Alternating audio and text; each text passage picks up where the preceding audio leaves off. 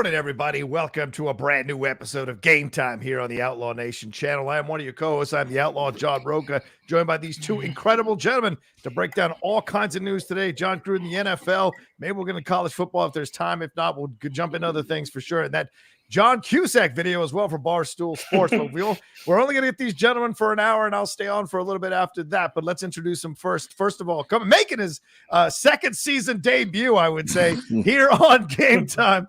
My brother in life and in so many things. Jay Washington, how are you, man? Man, I apologize to y'all having to see me put cocoa butter on my face, but it's early and my face was dried. I was like, I can't be out here this bogus, this quick. It's Tuesday morning. I already got a lot of stuff to do, but man, I'm glad to be back. And this is a lot to talk about because I don't know if you saw, I added another story to the run sheet. Yeah. Kyrie Irving cannot do anything. Have they completely? The Brooklyn Nets have released a statement, and they said that Kyrie Irving can't play or practice until he is fully eligible. Wow. So people are like, oh, he's not suspended. They just said no. Right. And again, people keep, we'll get fully into it, but people keep being like, how can these companies and all these different things do it? Yeah. Private businesses can do whatever they want. Because I will always go back to, remember, people were like, well, that cake company doesn't have to make a cake for a gay wedding. And it came back around and it's bit him in the ass with all, especially with this vaccination stuff. So it is what it is. Yeah, always. It's always about, sliding set of feelings about everything. But of course, Jay excited about his Bears getting a victory over the weekend as well. But also Josh Tapia, speaking of rookie quarterback getting victories, Mac Jones leading them back against the Texans. How are you feeling this morning, JT, about your Patriots and about Mac Jones? It's, we won. That's always good. But it wasn't exactly like, it's not one of those wins where you're like, woo! It's like, why was it even that? I mean, we played the Houston Texans, who were one of the worst teams in the league, and we barely etched out a win. So it's one of those things. Hopefully they can build on it. Belichick always says the first month of the season is still like extended preseason. Yeah. They had to win that game, and that was a must-win game, and they were down like 25, 25 points, but it was like 20-something to like 8 or 9. And I remember just thinking, this isn't a team playing like they have to win this game. Right. They pulled it out. I think it was more Houston just messing up than it was them coming back and winning. So at the end of the day, Mac Jones looks good. He had a couple throws that could have been intercepted. I think he gave himself a lot of criticism after the game. We're not going to, I doubt we'll make the playoffs this year. If we do, we're not going to go very far. Yeah. This is a building year, and that's how I got to kind of look at it. All right. Fair enough. Yeah. 2 rookie quarterbacks winning for you guys. That's for sure. And Jameis Winston destroying my Washington football team for no goddamn reason at all. He threw for 50%, 15 of 30, and we lost the game. Ridiculous. Anyway. Because it's the Washington football team. I'm sorry. I mean, listen, no other really way to say it right about now. Listen, we were supposed to have a good defense. Someone lied to us. So they do not have a good defense. But we're going to start off here with the big story. And before we do, remember, Streamlabs and SuperChats are open. Show some support here this early morning for the stuff we're talking about. I got 32 of you joining us early. Thank you so much. Make sure you hit that like button as well. But of course, the big story is the Jon Gruden story. This broke last night that he had resigned from being the head coach of the Las Vegas Raiders here. Yeah, he resigned. Yeah, exactly. This came after a New York Times report that NFL officials were doing as part of a separate workplace misconduct investigation that did not directly involve Gruden. They went through about 7 years of emails from 2011 to 2018, and there was a treasure trove in terms of just uncomfortableness from Jon Gruden's side of things. First of all, there was those racist emails about DeMaurice Smith where he compared his lips to tires. And we're not going to shy away from the stuff he said because you got to put it on the table and say he called. He said the Michael Sam called that derogatory F word to Michael Sam for a gay man. Also shared apparently topless pictures with the former general manager of the Washington football team, Bruce Allen, of half-naked Washington football team, or at the time Redskins cheerleaders, and just said and then called Goodell a pussy. Went after Eric Reed and some of the black players who were kneeling during. This was while he was a part of ESPN, being one of their top analysts, and calling their games as well, and then became the head coach. He tried to downplay it when the first set of emails came out saying, hey, I don't have a racist bone in my body. His team defended him, then went out and laid a complete egg against the Bears there. But Jay, talk to me first your reactions to this and your feelings about all of the stuff that's coming out here. And if Jon Gruden is a symptom of the NFL, not an exception of the NFL, what do you think's going on here? Number one, I'm going to say it. Jon Gruden proved Dave Chappelle's initial point. What's that? Dave Chappelle's initial point. That you can do stuff and talk about a black man or black person, disparage a black person, or do whatever, be racist to black people, harm black people, et cetera, et cetera.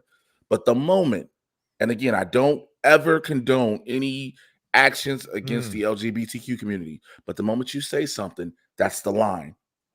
That's the line. And the fact that he has an openly gay player on the Raiders, yes, that's the line. Right. That's the line. They knew, the league knew about him saying about the lips like tires and he was monkey faced, et cetera, and was like, let's move on from this. And now when they find all this extra stuff, because again, there are homophobic derogatory terms and all these other things, now there's a problem. Now there's a problem. Adam Schefter said it last night on Scott Van Pelt. The league has gone around plastering in racism at the end of field, at the end of end zones and on helmets and all this stuff, have said, okay, we're going to play, lift every voice and sing and all this. But it's all a facade. Yeah. It is true. You know, they literally tried to make it seem like the NFL was going to do right and change. Goodell making a statement, never officially apologizing to Colin Kaepernick. Everybody now has been like, what about Kaepernick? Again, we're not talking about him having a job, right, but him being right. Yeah. Like you stated earlier, this wasn't even about Gruden. I think people got to remember that. This wasn't even about Gruden. Gruden just happened to be the first dude to get caught. This is about the Washington football team and the emails through Dan Snyder and stuff. This is about that. So just imagine, Bomani Jones just said it on Twitter earlier. There's so much more about to come out, and especially wait till we get to RG3 and all this stuff. God, I hope so. I hope everything comes out here and absolutely crumbles Dan Snyder and the ridiculous notion that he should be owning this team, and his wife too, who's covering up for all his nonsense, for God's sakes. JT, what's your reaction? I mean, this is a lot to come out. 7 years of emails. This feels very much that white, straight male kind of approach to things. Snicker and that good old boy network rearing its ugly head here in the NFL. Stuff they've been trying to walk away from. They've even started embracing more of homosexual LGBTQ people participation in the NFL as fans, that, you know, putting out the ribbon and everything like that. What's the reaction to, when you heard all this, and then his resignation this morning saying he didn't want to be a distraction to the Raiders? What'd you think about that? Yeah, well, the thing was, when the story first broke, it was one email. We heard about that one email, and he tried to explain himself out of it. He was like, no, that's not what I meant. I was making a different reference. And you're like, I'm not buying it. Yeah. You're walking on very thin ice. Like, rubber lips means liars. What? Yeah. No one's ever used that. But come on. So I'm like, it's just a matter of time. And then when these other emails came out, this is somebody. This isn't locker room talk. This is him having a conversation with another person in a different organization. And this is him talking freely as himself. And he's saying these horrible things. Like, I can't imagine writing something like that and sending it to somebody and thinking, oh, that's okay. Like, oh, this is how, like, if you write those things, that kind of says the kind of person you are in a lot of ways. Right. And just the way your thinking is, which is, you know, a lot of bigotry and just awful. Yeah. So when I read that, I was like, this dude's going to be gone. Like, he's got to go. And within like an hour, halftime of Monday Night Football, he's gone. And I'm like, good. That's exactly what should happen. It should have been a resignation. He should have been terminated. The Raiders should have came out and said, he's done. We fired him. They couldn't. They couldn't, though. Because of contract thing? Because of that contract. They fired him. They'd have had to pay him that $60 million. Right. Yeah, so they had a closed door meeting, and they were like, you need to resign. We're going to save you some face, but there's no coming back from the awful things he says. It was racist, bigotry, and I don't know. There's no way you could proceed with him in that organization or in the NFL. I want to circle back. Those are great points, JT. Absolutely. I want to circle back to Jay's point. It's interesting. JT mentioned, like, after the first email came out, it looked like the NFL let him go back out there and coach a football game, and they did not fire him for making these racist comments. They wanted to hide behind the fact that it was 2011. It was, Gruden even said, I was angry about the lockout, as if that's an excuse. I'm tired of that shit. I'm tired of that shit. Yeah, I'm tired. Talk about and it, again, man. I'm tired of that shit of I was angry. And also, I see somebody in the comments going, we let Dave Chappelle say hang this shit. Again, just keep picking and choosing what you want to hear out there special. As a comic, Dave Chappelle didn't say shit wrong because, like I stated earlier, Dave Chappelle's point just got proven with this Jon Gruden shit. Chappelle's point got proven. Everybody keeps saying Chappelle will start all this hateful rhetoric. No, he won't. He brought up a point. Just to give a little context, what Jay's talking about is Chappelle mentions DaBaby, and DaBaby in the beginning where he said killed a black man in a club, wasn't canceled. And exactly, homosexual people, and I get that, and everybody keeps saying, well, it was self-defense, blah blah blah blah. I'm like, y'all don't get what we're saying. To shoot and kill a black person is completely okay. You find the ways to justify it one way or another. But the moment you say something, again, never saying anything disparaging should happen to any member of the LGBTQ community. Of course not. But the moment Gruden said the emails came out about how he felt about quote unquote queers, Michael Sam, and all this other stuff, that was the problem. Yeah. What this is the league has been, again, everybody's been joking about it since last night. The amount of owners and head coaches deleting emails and doing whatever they can right now to cover their ass. Because if it ever came out about Jerry Jones, Robert Kraft, just to name the top two, let's be real. Right. Let's be real. It would take everything. But again, people keep going, this is cancel culture. No, this is accountability culture. Right. Again, he was never held accountable all this time ago. What goes around comes around. Yeah. Yeah, JT, and look, obviously, I think the right decision was made here to resign by Gruden. If there's any face to be saved here, but this is a horrible, horrible thing. I mean, the Chucky thing was funny, and we turned him into a fun caricature, and him came back, and people were like, everybody to a man on the squad was saying, black and white players were defending him all leading up to the game. But now you look at the situation, and yes, it's abhorrent. All the stuff he said is terrible.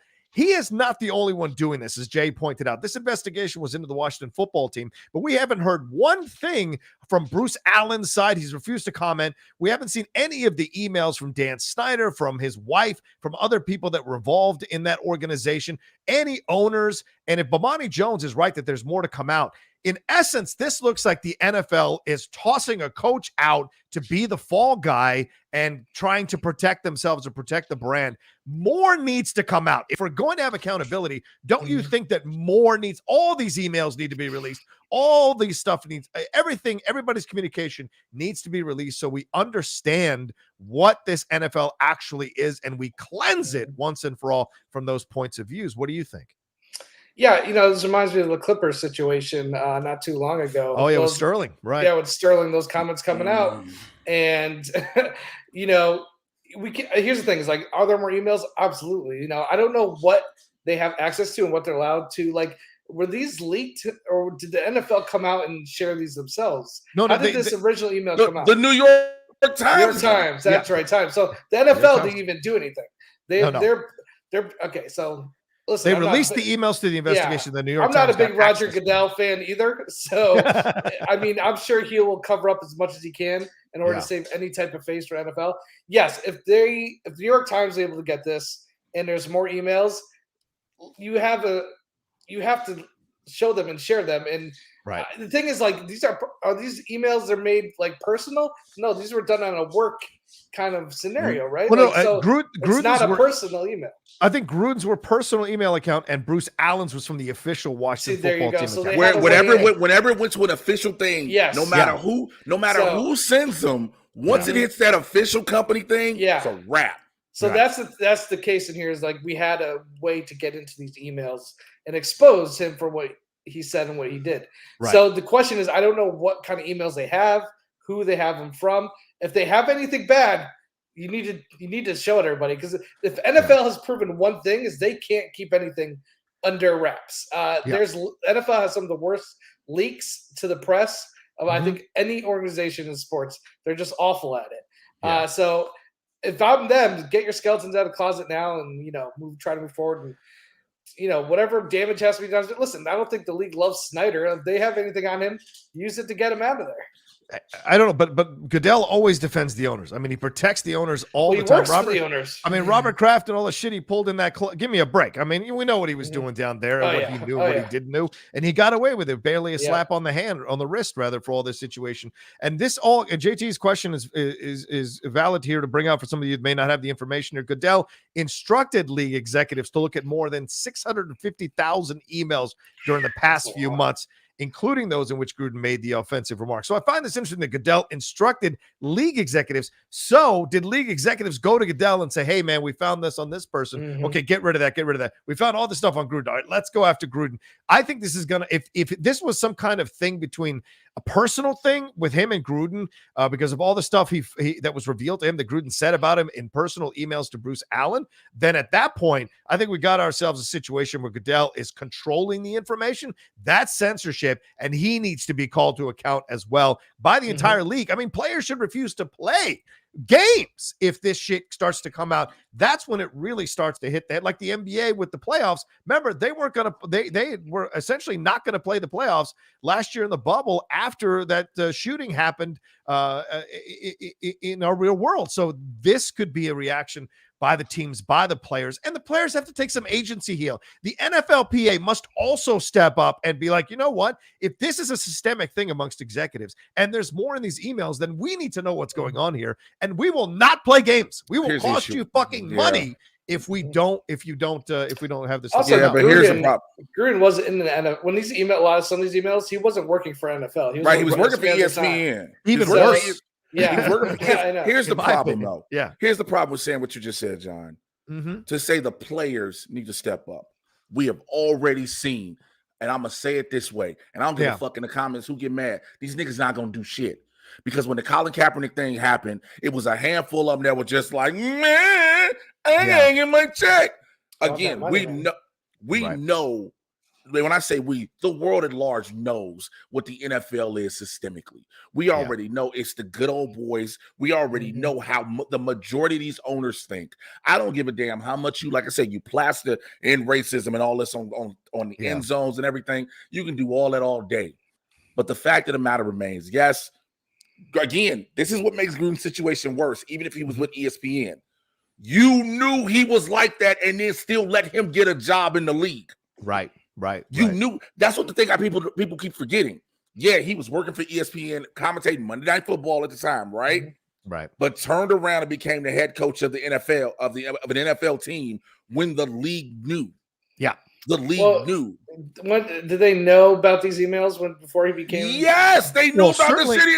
Well, because Bruce Allen did as a member of Washington football team. Yeah. I'd love to hear Bruce Allen defend himself on something. That coward ain't gonna say shit, but here, go ahead. But like, the question is, we don't know when the NFL knew about these emails. Unfortunately, New York Times, they just leaked them. Like, how long did the NFL have knowledge of this? I have no idea. Supposedly, because supposedly they knew on Sunday when the Raiders played the Bears. Yes, they were supposed to address it on Sunday, and they were like, "Just go and have a game, do the game, and we're gonna act like nothing happened." Because again, until it leaks. We gonna act like nothing's going until they actually drop something. Let's keep moving like nothing's going on. Roger has always been a wait and see kind of guy when it comes to like disciplining players for anything. Like he literally is like, we'll do an investigation for 4 months, then we'll deal with it. He's not the type of guy who's just gonna react immediately. But obviously, when these other emails came out, they basically told the owner of the Raiders, "You need to take care of this." Yeah, like I think they strung on him a little to be like, you can't keep this going. Don't even because he wasn't gonna fire him. Because Mark Davis, they were not gonna fire him, let him quit, no nothing. Them emails and everything was gonna drop. They were gonna throw Carl Nassib in front of the cameras. They were gonna throw his ass dead in front of the cameras. To say I support him. To say you support. Look, say you support him. No, we don't care how you. Even if he don't, they're gonna tell him say you support him. Throw his ass dead in front of the cameras. At this point, watch Gruden go to Fox News, Newsmax, or OAN. People think it's a joke. But watch he becomes the first official sports commentator for one of them. Yeah, they were defending Urban Meyer after all the shit he got into as well over there on those conservative channels as well, for sure. But this is a pedigree here. This is a legacy thing with the Washington football team as well. Bruce Allen is the son of George Allen, who was a legendary head coach in the NFL and for the Washington, when they, at the time, Washington Redskins took it to the Super Bowl against those undefeated Miami Dolphins. And so this is a legacy thing. His brother Jay was coach of the Washington football team from 2014, 2019. So this is all mixed into this situation. This is a corrupt, ugly family that is okay with all of this happening. I got no issues with George Allen. Don't know whatever came out of it, but like certainly Jay and Bruce have not carried on their father's legacy in any way, shape, or form. That's something to be proud of. And this disgusting. And you know, Jay, you ever watch that guy in an interview? You know, Jay was probably seeing some of those emails. Well, that's another part of this thing is these are half-naked women that are being trafficked without their knowledge. And I don't know how these pictures got taken, because this is also part of what this investigation was all about, is trying to find out what happened in terms of the workplace sexual harassment within the Washington football team, what was going on here. And what Dan Snyder has done in essence is just start to hire a bunch of women, start to hire a bunch of people of color to act as a shield. And Ron Rivera, the Washington general manager, Julie Danielson, the one the female executive they promoted, all these people need to come out and start calling out Dan Snyder. I don't give a fuck that he signs your checks. John Oliver called out AT&T on his own fucking show for them supporting OAN or funding OAN. So this is the kind of accountability. If we're going to have real accountability culture, you can't fucking be afraid of who signs your paycheck. You've got to tell the truth. If you really stand for something, you've got to call these people out. And if there's emails that are being hidden, or these emails get linked that are linked up to Snyder, you've got to call him out and get him out of the NFL, just like they did, as JT said earlier, with Sterling. That's got to be what happens next, I think. It just amazes me, like, how much Jon Gruden hit, like, everybody. Yeah. Female referees. Yeah. He hit every. He went after level. Biden. Oh, Bro, how do you hit Biden while he was vice president? How do you hit every single? You checked every box of everybody you could offend. Yeah, it's like, what the hell, man? I think that was the part that shocked me. Yeah. We was like, yo, you didn't miss a one. You was like, I got blacks, I got LGBTQ, I got gays, women, like, I got. If emails were around in 1950s, I believe that these came from the 1950s. Like, it just seems like such an old way of thinking and just bigotry. It was shocking to see it in today's kind of, well, I mean, I guess it's not shocking today, but from somebody in that position, it was kind of shocking. It's not to me again. It's not to me. Well, I mean, right, fair. Nothing like Jon Gruden never had anything on his record to make us think he was this bad. There's this thing. Most black people the majority of black people can attest to this, and this is a real statement. We don't trust white people till they show us differently. Okay, understood. Until you show differently. Because again, you never know what a person says and how they feel behind closed doors. Especially when it comes, let's just be real, in America, black and white. There is no, this is the media. It's just real shit. Yeah. It's just real shit of what it is. And so again, we didn't know of these emails back in the day, but there's a meme people keep putting up about, I guess they were making a protein shake in the production truck for Monday Night Football. It was Jon Gruden and Mike Tirico, and he has a banana in his hand. Everybody was like, boy, this looks so much different in context now. Yeah. Yeah. You know, just on a personal note, my dad has very dark skin. He's from South America. Yeah. My mom is, very white skinned, and going to high school, middle school, people would say things to me because they assumed I was just a pure white boy. And they would say some very racist things, like not just towards black people, but Hispanic people. Yeah. And I'd have to be like, hold up, bro. I was like, do you know who I am? You don't know who my family is. Like, my dad and my sister have very dark skin. And I remember going as a kid to stores with my dad. Yeah. And somebody would immediately start following my dad as he was shopping because of the color of his skin. And I would witness this as somebody, who just looks like a regular white guy. I was almost like a minority undercover, I feel like, at times. Because he's a spy! Yeah, you brought a spy! Because I would just like, people would, other white people would say things to me. Thinking I was just another good old white boy. And I was just like, man, to witness it from that aspect and see my dad and my sister deal with it, it gave me a very different perspective of, how people act behind closed doors, like you say. Yeah. Like people will say things. Gruden was sending this email to somebody he thought he could get away with saying these things with. Exactly. And he wasn't the only one. I want to throw in something here as well. Part of the people who were involved in these emails were people who are executives in Florida as well, who've got like businesses and stores and what have you. There was so much here that was involved. He even told Brian Glazer, who owns the Buccaneers, that to perform oral sex on him, and that Allen told Glazer he would take you up on that offer. And they also mocked Bruce Allen and Jon Gruden also mocked Caitlyn Jenner. You know, Jay talks about him spraying all over the place, who received an award from ESPN in 2015.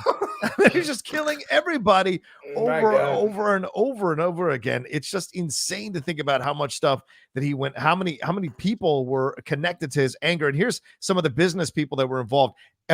Some of the emails between Gruden and Allen included businessmen friends like Ed Droste, who's the co-founder of Hooters. No fucking surprise there. Jim McVeigh, an executive who ran the Outback Bowl held in Tampa, Florida, and Nick Reeder, who's the founder of the PDQ Restaurants, a Tampa-based fried chicken franchise. So this is mind-blowing how many people were involved in this who weren't even NFL people as well in these emails. So these motherfuckers thought they were so untouchable that they could send shit like this to other people who are, and they all chimed in. We got to see what they said, because I think their businesses and their stockholders and their customers need to fucking know what these guys responded with. And if they were trading these pictures of half-naked women against their will or without knowing it for their amusement, this is the kind of shit that all this shit needs to come out, man. Yeah, it's one thing if Jay Gruden's saying sends emails to like a ball boy who he has power over, somebody who's afraid to called Jon Gruden out for what he's saying. These are people he's emailing that are more powerful than him or the same level, and they're not calling him for his actions or what he's saying. I don't know if they're just like ignoring what he's saying and not commenting back, or are they, responding with even worse stuff? That's the thing I'm curious about. Yeah. Hi. I'd like you just to address the private chat, the super chat that came in. Yeah. I'd like it here. Put that bitch up so I can because it looks like the guy that says some shit like this. So let's go. Yeah, Daniel says, again, Chappelle can say what he wants, but Gruden in private emails gets canceled. The three of you know damn well you've said and looked at the same exact things Gruden has. Stop the fake virtue signaling. First of all, thanks for paying $10. No, I'm going to say this. I'm going to just be I'm going to keep it a buck. I ain't never said I didn't say some of the shit that Jon Gruden said. Never said that. But I also said, I've also openly admitted I've said some of the shit that Jon Gruden said and or done. Here's the difference. We stated it earlier. Once he sent the shit to an NFL-based account, it's no longer private. Right. The shit he sent to a person with an NFL account for an NFL official team, that's a business account. It's no longer private. Okay. Right. So also Dave Chappelle he's a stand-up comedian, made a point. You are never going to argue that against me. Again, the opening statement, you can say the baby is cool, but you say anything about the LGBTQ community, you're gone. Yeah. Meaning you can do anything against black people and whatever, how you want. That's the shit with Gruden. The shit he said 7 years ago, or was it further than that? And the NFL knew. Yeah. But allowed him to be okay. Because he has to, because anybody that interviews for a head coaching job has to be cleared by the league. I don't think if you understand the checks and balances system. So the league knew and were like, go on interview for it. So since you sent $10 for that, you and your rickety ass, little howdy doody ass can go keep watching. I don't give a shit if you hit the dislike. Sorry, John, but you keep. No, I don't care. Interaction's interaction. Yeah. You can keep paying to say stupid shit if you want. Yeah. Now pay more. Yeah. And Jay's right. And listen, and let's slow walk you through this, Daniel, because it strikes me that you need to be slow walk through this thing. Chappelle put it out there in the public. That's what he was talking about for the special.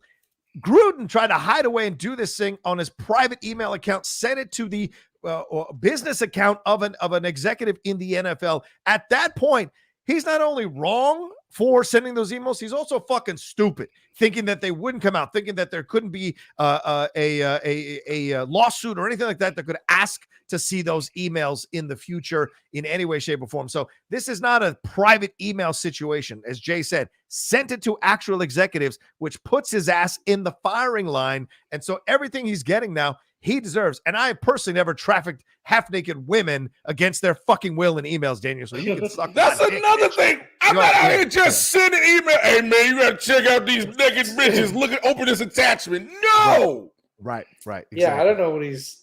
It sounds like he said some of these things. Is what he's saying. No. Daddy didn't hold him hard enough. Go ahead. Yeah. Go. What were you gonna say, Josh? No, I think it's a ridiculous comment that he wrote. Thanks for the $10. Yeah, that's ridiculous.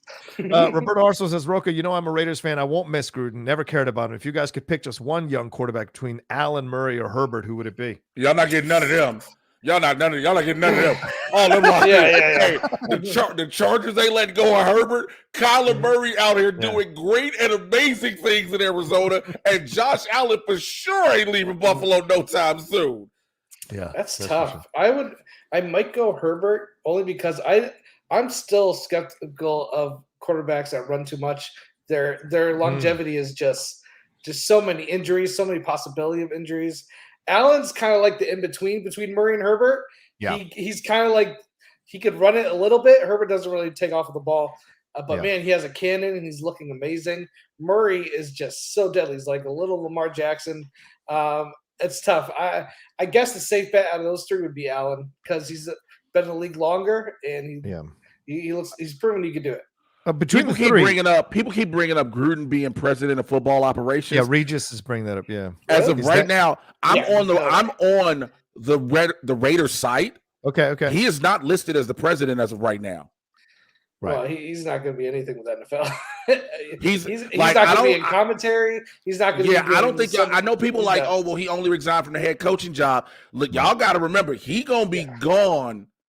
He's out the book. Dude, suck my dick. Talking about some Gruden has changed the lives of thousands of black people. don't shut your racist ass up. That's the most. Hey, look what it did for black people. You got to understand it. Boy, you better go suck your daddy's dick and die. Anyway, I'm the wrong one. I'm the right motherfucker today. I hear you. Nigga in the chat, boy. I'm sorry. No. I hear you, Jay, and I'm cool with you saying. But let that motherfucker pay some money, then you can respond to him. Until he pays some money, you're right. We don't need to respond to this motherfucker. You're right. Yeah. You're right. If this bitch wants to be part of the show, pay some fucking money. Pay some money. Yeah, exactly. So I'll say this about this. Let me answer this question. Josh Allen, Murray, and Herbert, what they are is all three of them, the second coming of quarterbacks we're seeing now. Kyler Murray is essentially the second coming of Russell Wilson, a little bit more improved. Josh Allen is the second coming of Aaron Rodgers to me, and Justin Herbert is the second coming of Tom Brady. If he stays healthy, I think the Chargers are going to be a dynasty. I'm telling you that right now. I called it. Brady. I give him a high level type of QB.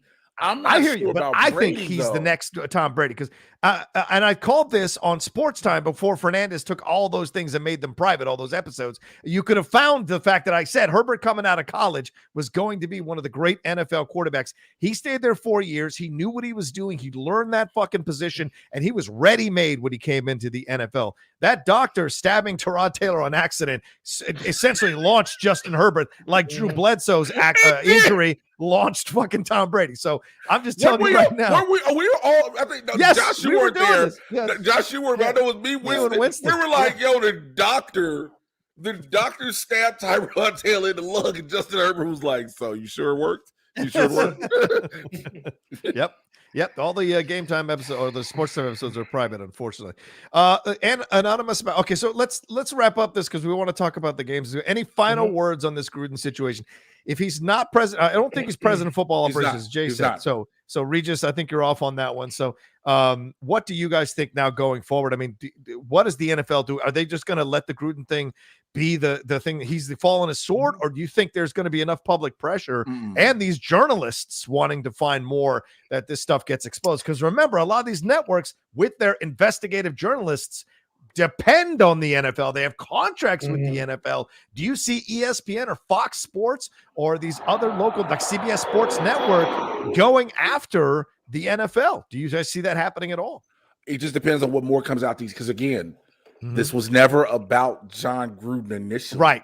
That's what everybody got to remember. This was never about Gruden out the gate. This has always been there. Since the moment that Snyder them decided we weren't selling the team with the Washington football team. I will just we'll just call it the Washington football team. There's something more. Everybody's been trying to figure out there's something more. So that's what this is about. And so because this is the nucleus of it, everything is spanning from the nucleus. So it's whatever goes further and further from there.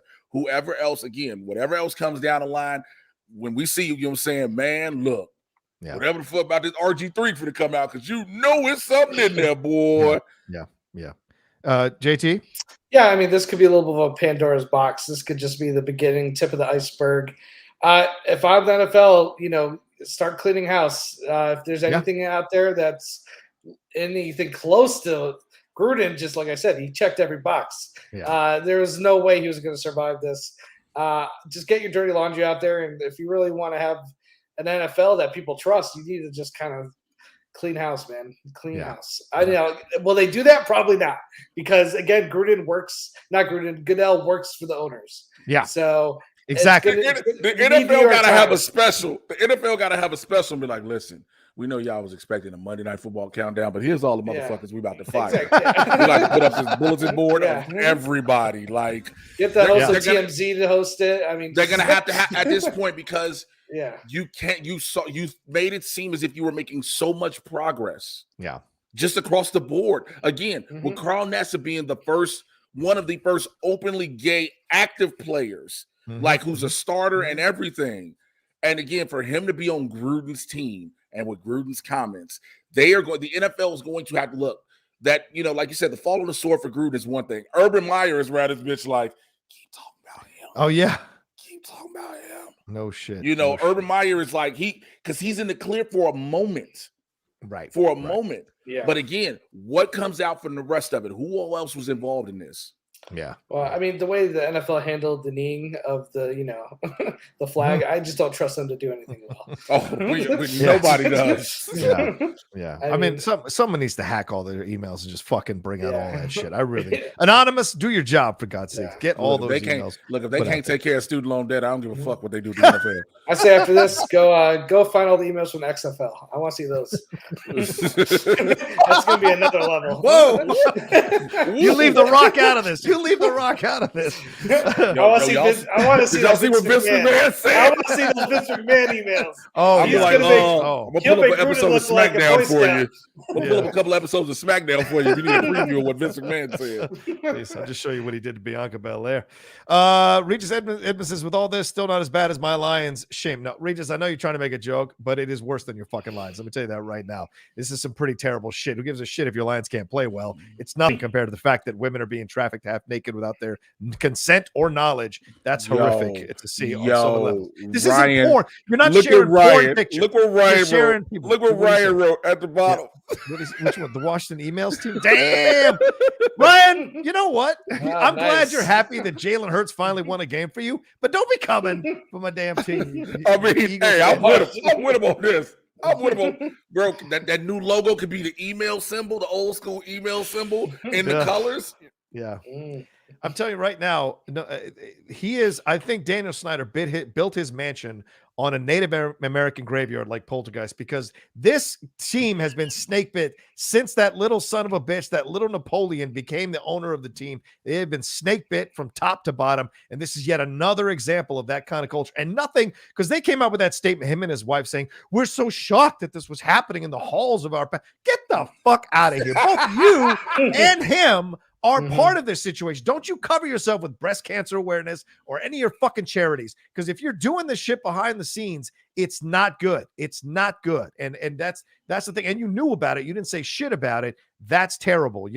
She wouldn't be the first woman to cover her rich ass man. It's not a fucking unheard of. And that guy wouldn't be the first corrupt owner of a team to say some derogatory shit. And if you go all the way back to Washington Redskins history, we were the last team to integrate. So there's racism throughout our entire team, let alone the name. There's racism and issues. Can you imagine being a team and being like, I see who they're bringing in, what they're doing on the field. I don't trust them in my organization. Oh, yeah. Exactly. All right. Well, let's move on to some NFL stuff. We've got 20 minutes left with you guys, so I wanted to hit these real quick. And that is the Chiefs. The Buffalo Bills became the team to beat in the AFC. They crushed the Chiefs here 38-20. Josh Allen throwing for 315 yards and 3 touchdowns, running for another one. And Patrick Mahomes only finished with 272 yards and 2 touchdowns, but he had 2 interceptions and a lost fumble. They lost Clyde Edwards-Helaire to a left knee injury. Then Kelsey went out in the closing minutes of the game. You know what's incredible? Josh Allen only completed 7 passes in the first half, and they went for 219 yards and 2 scores. All right, JT, feelings on this. Are the Bills now officially the team to beat in the AFC this side of maybe the Chargers? It's the Patriots. No. No, yeah. It's the Bills. Here's the thing: this Kansas City has no defense. They're awful. Yeah, dude. They're giving up. Now they're not just giving up small plays; they're giving up big plays. Yeah. You could rank up the score on Kansas City, and in the past, I feel like Kansas City's offense could kind of off balance that, but they're showing this year they're not quite as explosive as they were the last couple of years. And if you can't keep up and your defense is getting worse, Bills have a good defense and a really good offense. They are a much better, well-rounded team than almost any other team in the AFC. So for me, yeah, it's clearly the Bills. They're the best team probably in the whole league right now. I think the only undefeated team is Arizona. Yeah, that's the only undefeated team. The only undefeated team. And Arizona has won some games by the skin of their teeth. I think Buffalo looks like the most dominant team right now. And Allen is having an MVP caliber season. I mean, he looks great out there. He's somebody who, the first 2 years he struggled. People, I watched him play against the Patriots. He made mistakes. He didn't look as confident. He looks like he is in complete control of the game and is completely confident with every move he makes. So I think he is just coming into the best player he could be. Yeah. I mean, what's impressing you here about this? Remember, this is second year, Jay. That's what I was about to say. This is second year Josh Allen. Last year, they were this close. They were this close to going. They were this close to going until they lost, till they just, again, Kansas City Chiefs that year.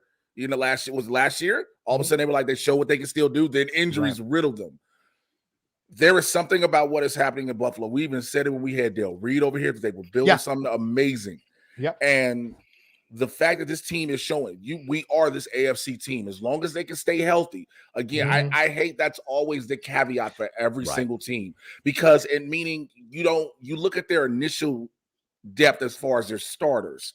Right. Not their depth as far as what's off the bench. You look at their starters, offense, defense, special teams, and you're like, this stays healthy, they're good. And you don't want to go into that scenario where it's like now all of a sudden you got injuries. Trubisky got to come in for Allen, and you see what happened. Yeah. Let's just be real. Let's just be real. Thanks. You don't want to have to go into those moments. And so right now, if they can stay as dominant as they are and as healthy as they are, playing the way they are, then they're great. They're look. You can see the Bills in the Super Bowl. Yeah. Oh, for sure. Oh, yeah. I think last year they were a little too early to the party. This year, it feels like they fully arrived. And even that loss to Pittsburgh it seems to be the motivating factor. They came in with all this hype, all this off-season love and all this kind of crap, and they laid an egg in Pittsburgh and let them come in Buffalo and let Pittsburgh come back and beat them in that second half. And I think that's been a rallying cry for this team. But then look at Pittsburgh now. I mean, when you're looking at a team like that came back to be, you're like, all right, they came back. We messed up here. But then you look at what Pittsburgh has been doing, you're like, so it really wasn't no skin off our back. You're right. You know what I'm saying? Because the team, the Steelers are just abysmal right now. Yeah. And exactly. A great point, Eric. That Josh Allen. That hurdle that Josh Allen did was crazy. That's what you want to see from a team for sure.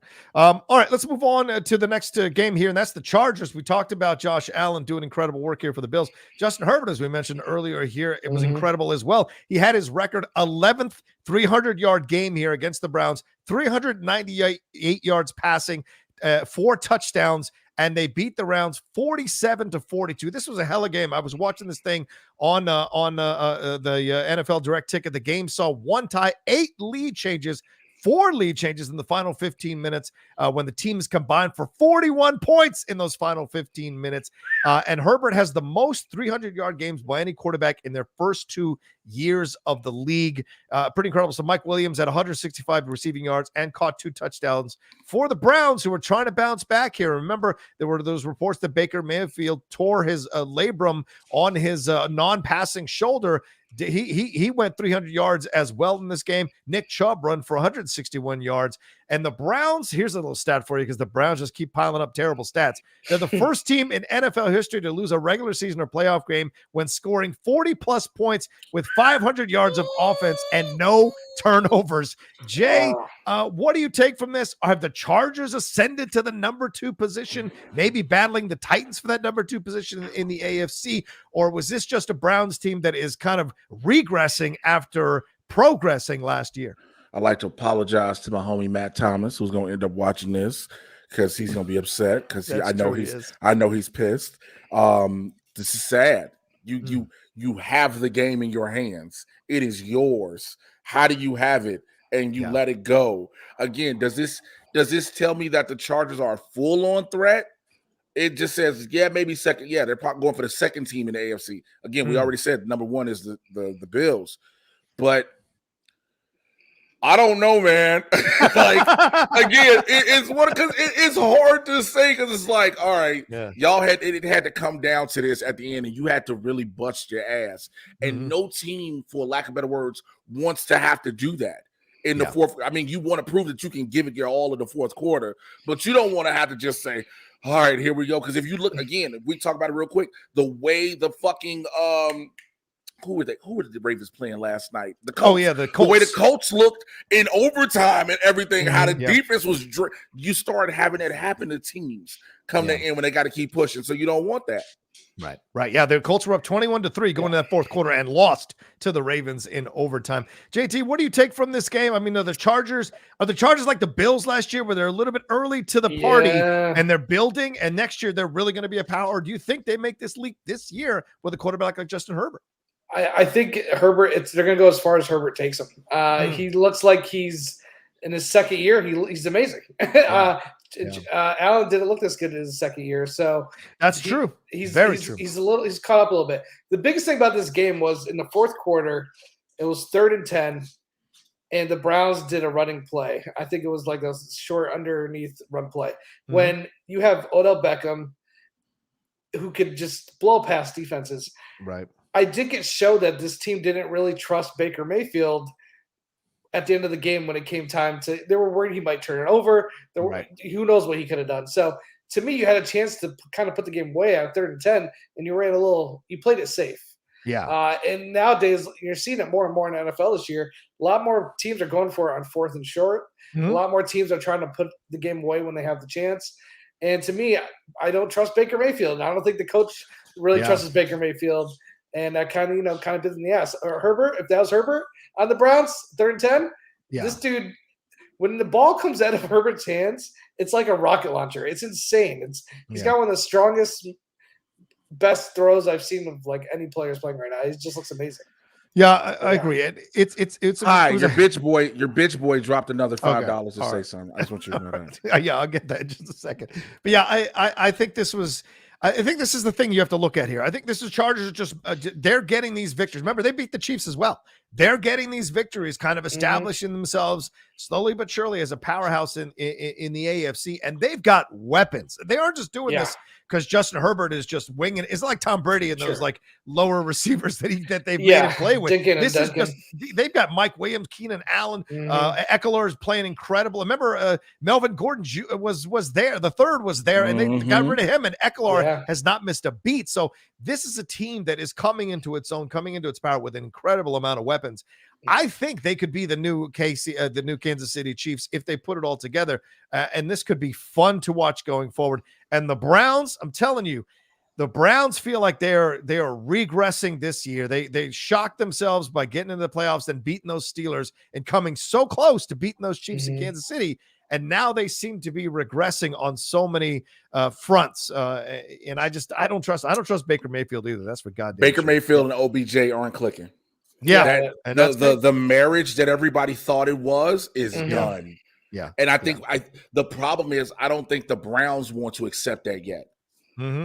Because of how much they invested into getting Odell Beckham Jr. Who would you get rid of first, Baker or Odell? Odell first. Oh yeah. Because I'm gonna be honest.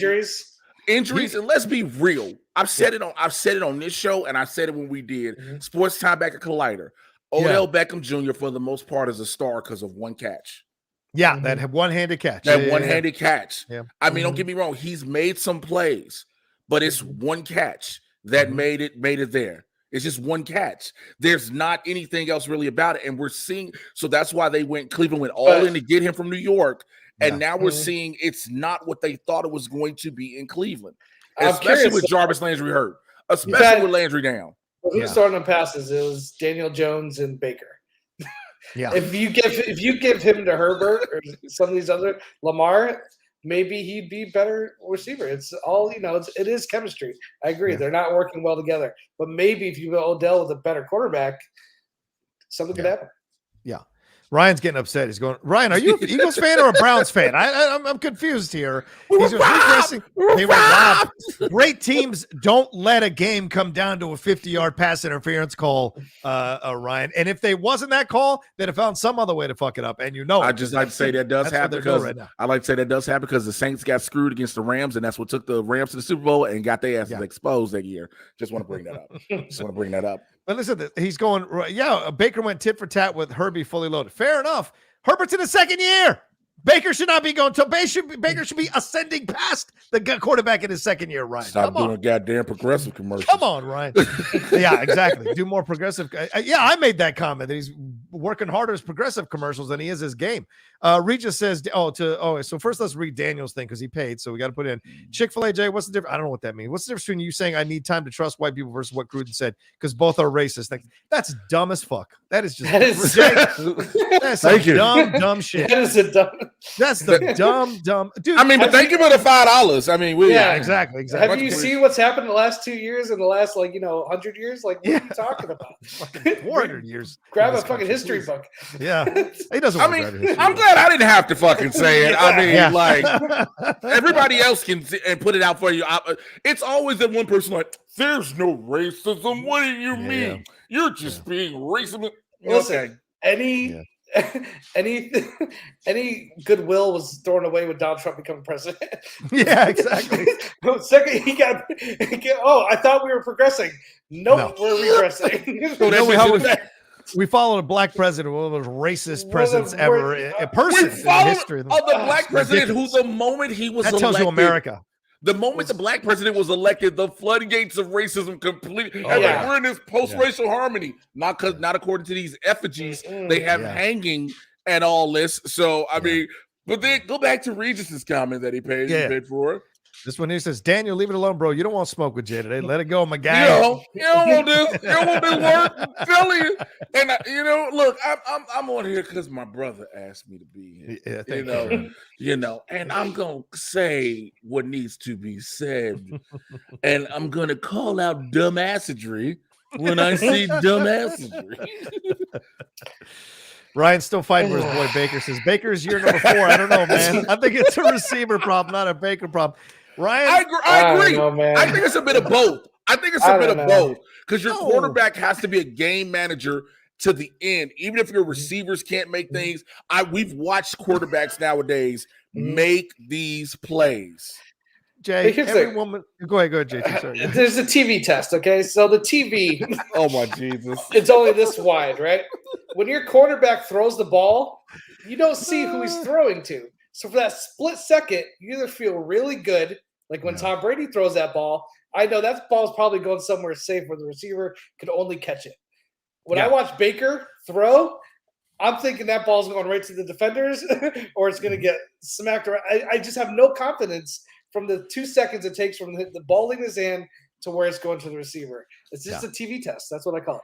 To me, he's like him and Tyler Heineke are not that far apart from each other. When I watched them play this Sunday, they were not that far apart from each other. Some of the throws that Taylor was throwing, I'm like, what the fuck are you doing? Then I watched Baker and throw the same kind of throws. I'm like, what the fuck are you doing? So Heineke is y'all guy, though. He's y'all guy. Remember, he's y'all guy. He is y'all guy. I don't know what to do now, to be honest with you. Look, I respect Ryan was in the stadium. He's saying he was in the SoFi Stadium as if like that's somehow different than watching on TV. But I respect what you're feeling is, Ryan, overall. But like, I don't, to me, this is like, every girl will tell you, or every straight girl will tell you they had that boyfriend. It's constantly the manager's fault. It's constantly everyone else's fault except his own, but he somehow keeps getting fired. He somehow can't keeping the job or doing the right thing. It's always everyone else's fault. And I feel that's going to be the mantra always with Baker since year one. I don't think he's making bad. excuses for him. Yeah. I don't think Baker is bad. I just think he's not great. I think he's a mediocre quarterback. I think that's the best way to say it. Baker is not elite. No, remember, he's not elite. Were you because I'm surprised we haven't utilized that word yet throughout this conversation when we're talking quarterbacks, because that is the thing that always happens. We always throw quarterbacks on this elite level. Right now, the elite quarterbacks playing are Tom Brady, who is on all of the special juju magic to be doing what he does at almost 45. Aaron Rodgers, the power's in his ponytail now. We're figuring this out. Who else do you have that's considered elite right now? I mean, do you want to call Kyler? That's what I said. Do you want to call Kyler or Josh Allen elite because the way they're playing? Yeah, they're making they're in trial, right? They're making their case. They're like another season like this, then I think they're going to be in that category. But you look at Aaron Rodgers, obviously Brady, Russell. obviously Russell. I would call all those guys as elite. You know what? Russell was elite to me. Yeah, the keyword he was like. What he had happened, look, when Aaron Donald tapped that man finger, his whole finger was sideways. I was like, man. That was nasty, dude. But I think it's more about the team around Russell than Russell. I think Russell was keeping them in those games the last 2 years. Like, that's fair. He was. I think that's what elite quarterback does. He can take Brady.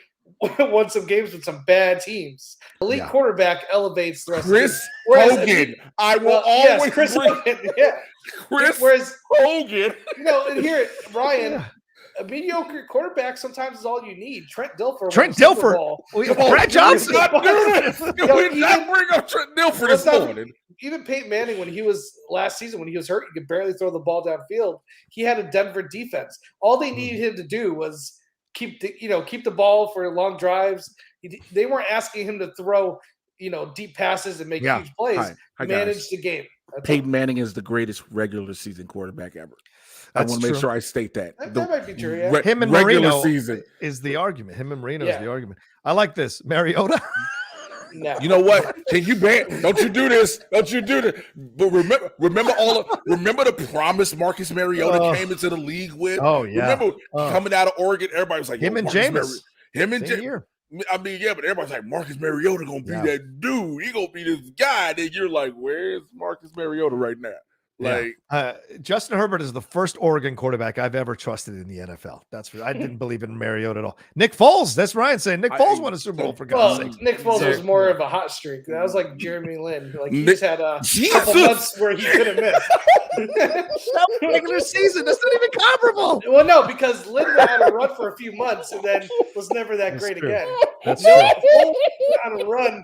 Although he's got a ring. He's got a ring. Carmelo does not. Carmelo does not. Yo, did you say Jeremy Lin though? I mean, Lin had Lin standing and then it never really came to anything. Nick Foles had that run in the Super Bowl, won it. And that's the reason the Bears signed this motherfucker. Yeah, I know. I'm sorry. He's man, listen. Oh God. Jay Harrington, get out of here. Stop it. All right, we're gonna lose you guys in 2 minutes. I know you guys got to run. So I was gonna talk to you guys about Patriots and come on. Bears. Okay. Let's go. All right, JJ, I know you got to run. JJ, give it to me. Patriots real quick, and then we'll jump to Jay. I said it earlier. They won, but I didn't feel great about it. They're playing Dallas, and it's going to hurt my soul that they're probably going to lose. And if Winston's on the show next week, I probably won't show up. So that's about all I got. Mac Jones still looks good though. He threw for how many yards? I got the stats here. 23 of 30. The passes. It gives him 135 completions for the season. He threw for 231 yards and a touchdown, but an interception. So he's building. You got to give him some time. There was about 2 other plays that just went right through a defender's hand. He easily could have had 3 picks, but still, he's a rookie. I'm okay. Yeah, fair enough. All right, you got to go, and then we'll jump to Jay. Yeah, I'll hear Jay, then I'll jump out. Okay, Jay, please talk. Justin Fields getting that victory. Yes, they were facing a Raiders team that clearly was having issues with what Gruden said, no matter what they said in front of the camera. But your defense came to play finally, man, and they shut a high-powered Vegas Raiders offense that had beaten the Ravens, by the way, shut them down and beat them handily, 20-9. What do you take away from this? And Justin Fields coming back from a hyperextended left knee. What do you think? Yes, and getting his first NFL touchdown pass. I want to thank God for this. Because, man, look, I got to pray. Look, I'm going to tell you what every Bears fan has been thinking. We know we want Justin Fields to be the guy. The problem is Matt Nagy, no matter what. Nagy doesn't want Fields. I don't care what anybody says. Nagy's guy is Dalton. The office's guy is Fields. And there is an issue with that. So first couple games, we started seeing how, like, everybody was like, oh, my God, Matt Nagy's going to run this kid to the ground. Right. Like, now he's the official starter. He's been made official starter.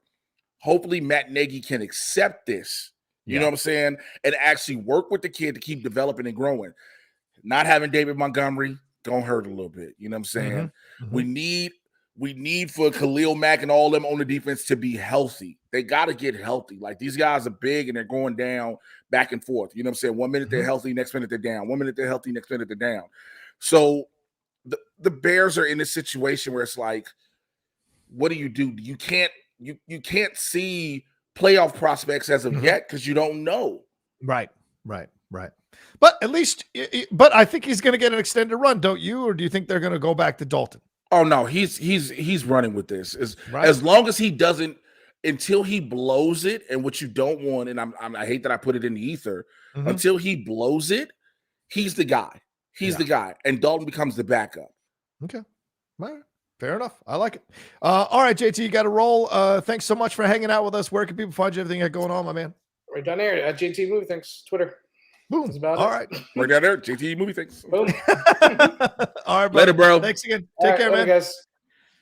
All right, there's JTJ. Can you stick around for a minute? How long can you stick? I'm here. Okay. All right. I made some things. I can move some stuff around. I'm good. All right. Thanks, brother, man. All right, let's move on to Kyler Murray here, man. Let's talk about it. Kyler Murray and the Cardinals eking out a 17-10 victory over these 49ers. Kyler Murray, the Arizona came in averaging 35 points a game. Murray got them across the finish line. He had 22 of 31 passes for 239 yards. DeAndre Hopkins caught 6 passes for 87 yards. But they got the job done here against these 49ers. Now, this is the kind of victory when you're an undefeated team that you get that kind of shows you that you're a team that believes in itself, has the momentum. You got to eke out these strong divisional wins. What did you think about this? Do you think this is a regression, or do you think that this is a good victory for the Cardinals? I mean, like you just stated, it's a divisional game. First of all, first and foremost, it's a divisional game, so it should be a tougher challenge, right? Yeah, right. But at the same time, we're talking about the 49ers, where you're like, they don't even know what they want to be right now. Right. They don't have 3 in a row now. Yeah. They've lost 3 in a row. They don't have an identity anymore. They don't know what the situation with the quarterback is going to be. With Trey Lance is now the guy. Yeah. Is now the guy. But like, again, that's so much pressure on the kid as opposed to keeping it when he was brought in for Garoppolo, telling me now, this is you. Again, right. I said this to somebody else, and I don't know if it was on here or somewhere else. These first-year quarterbacks are really getting put through the ringer early. Early. We haven't had, like you've always had first-year quarterbacks have to come in the game, but it's like this year they're being tested heavily. As far as the Cardinals go, we're finally seeing the promise of Kyler Murray. Yes. You know what I'm saying? Kyler Murray came in the league with so much promise, but at the same time, with so many people going, he's too short, he's too short, he's too short. And now he's showing, don't let my hype fool you, because I still can use my legs. I can still be on the ground, and I can still get this ball where it needs to be. I think the more the Cardinals tighten up as the season progresses, and they're got their rhythm going, and they make sure they understand who they are consistently, instead of playing that, so what are we doing? Because sometimes you have these teams that be like, we don't know what we're doing yet. We got our plays, we're running our plays. Yeah. But, okay, that's where it was, Jonathan. I said it on Blurs. Yes, thank you. That the first year quarterbacks are going through the ringer. Yeah. So, but I think as long as Kyler keeps doing what they're doing, as long as the Arizona coaching staff keeps them where they are and just tries to consistently, not even just keeps them where they are, push them to go higher, not just stay complacent and content. Yeah. Arizona is the undefeated team in the league. It's crazy. It's crazy. Arizona. Yeah. I think I have a stat. I'm not sure if I have the stat up. Maybe I deleted it. Oh, it's the first time they've been 5-0 since 1974, Jay. 1974. You was only 12 years old at that time. I was getting my MBA in college in 1970. You were only 12 years. I mean, that's how. Don't you age me up, bitch. Don't you age me up. But it's just. again, you because the Arizona Cardinals are one of those teams for the longest we've just written off as all right. They're one of the 32 teams in the league. Right. For years, they're one of the teams in the league. That's how we've written them off. Right. They've occasionally spiked up like under Plummer or under Warner, but they haven't really been a team that you have to worry about when you play. Ain't nobody really focused. When nobody focused on the Arizona Cardinals, now you're like, oh, yeah, the Cardinals are real. Yeah, right. So again, NFC West, it's them, 49ers, Seattle, and who's the other one? The Rams. The Rams, yeah. So it's like they're the top of after beating the Rams. Yeah. They're the top of their division. The pressure is on them right now. Yeah, absolutely. And with Seattle losing Russell for God knows how long with that finger injury, you got yourself a really positive situation to start building a real lead here and maybe get yourself into the top spot in the NFC. We shall see. The other team that is also battling for the top spot in the NFC, that's Winston A. Marshall's Dallas Cowboys. I mean, they stomped the Giants here. 44-20. This came on the 1-year anniversary of Dak Prescott going out with that injury last year that he did in the same damn stadium. And here he came back and got 44 points for the Cowboys here. He was 22 of 32 for 302 yards. He did have an interception and his passer rating was 116.9. But ironically, the people going out in this game, Daniel Jones, Saquon Barkley, and Kenny Golladay were all hurt during this game for various different reasons. So, and the Cowboys took care of business here. Jay, I mean, this doesn't feel like a Cowboys team from the past. This doesn't feel like a Cowboys team that is hyped up, but is going to blow it. It feels like Dak. It is still early in the season. Stop. All right. I just believe in them right now. It's just everybody I know, most of the people I know that are watching the show live now will join us later on this evening on Blurs in the Hood. You can run and tell my co-host, the Swaggy Blurred, I said that. You can make sure you tell Winston A. Marshall. Jay was like, y'all look good now. Like, now. I mean, again, it's the I hate to say it, and I don't want to be dogging. The NFC East is not a division where it's like you're fighting for position. Right. You see what I'm saying? The Cowboys, we know they're up top of the division right now. We just know it's very much the Cowboys and everybody else. Right. That's literally what it is. Agreed. Yeah. You know, other divisions, people are fighting. It's the juxtaposition of them are just different. Look, Dak is showing. First of all, he's making everybody believe he's worth the money he asked for. Yes. He showed he can come back from an injury that a lot of people weren't sure of. Ezekiel Elliott is actually playing. He looks. I'm glad I picked him up on fantasy. He was like a 4th round pick. Nobody wanted him. I couldn't believe he was available. I think I was so mad. That I think shout out to everybody who passed up Ezekiel Elliott, who is now looking at themselves when they got to play somebody with this motherfucker. You're like, ain't that a better man? Because that's how it feels, though. Like, you know, the Cowboys are due. CeeDee Lamb is showing out now. Amari Cooper showing out. Like this Cowboys team is they're looking good. They're looking good, but I still will say it's early in the season. But Pollard's looking good, for God's sake. So I was like, it's amazing how Ezekiel is now back on board now that they're winning. Now Ezekiel can show the best that he can do. But it also helps that the defenses are now not just keying on an Ezekiel. They have to actually, worry about watch the pass the field, and the run. Yeah, watch the whole field. So that allows lanes to open up for Ezekiel to do the things that he's doing. So I got to say, shout out to Gregory Castillo, who said it though. Yeah, our defense is cheeks. He said in the comments, "Yo, Dallas's defense. Dallas, look, them getting rid of Jalen Smith. Like, right. Again, when you make certain trades out of nowhere, like there's got to be something behind it. I don't like to play conspiracy theory with the league, but it's like you needed Jalen Smith. Yeah, that's true. And Trayvon and Trayvon Diggs has jumped in here. 6 NFL interceptions. He's got 1 interception per game now, but 6 total overall. That's the most since 1961 with Don Bishop. I think I was in high school watching that, Don Bishop in his career. So, I mean, incredible stuff for the Cowboys for sure. So a shout out to them and what they're doing. I think they're going to be in the NFC Championship game, possibly in the Super Bowl. And I'm telling you right now, a Dallas Buffalo Super Bowl rematch would be very interesting and seems a little more even now than it would back then when the Cowboys stomped. Yeah, that was back in the day. That was early 90s. I remember that. Early 90s. But you would put Dallas in over, let's just be honest, over the Bucs? Over the Bucs right now? Yeah, because I'm seeing some problems here with that Bucs defense that Tom Brady is papering over.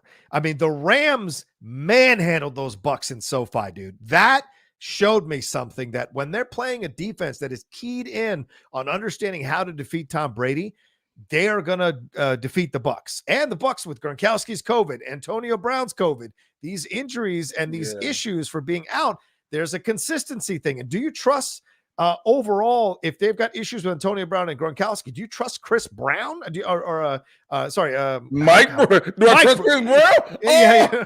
Do you trust these other receivers that Mike Evans and these other guys? Yeah, I don't trust them. I just don't trust them. So I think there's issue, and they have no running game, Jay. They have no running game. That is scary to me when I look at how complete of a team the Cowboys are versus the Bucs. And I think, but that statement is crazy.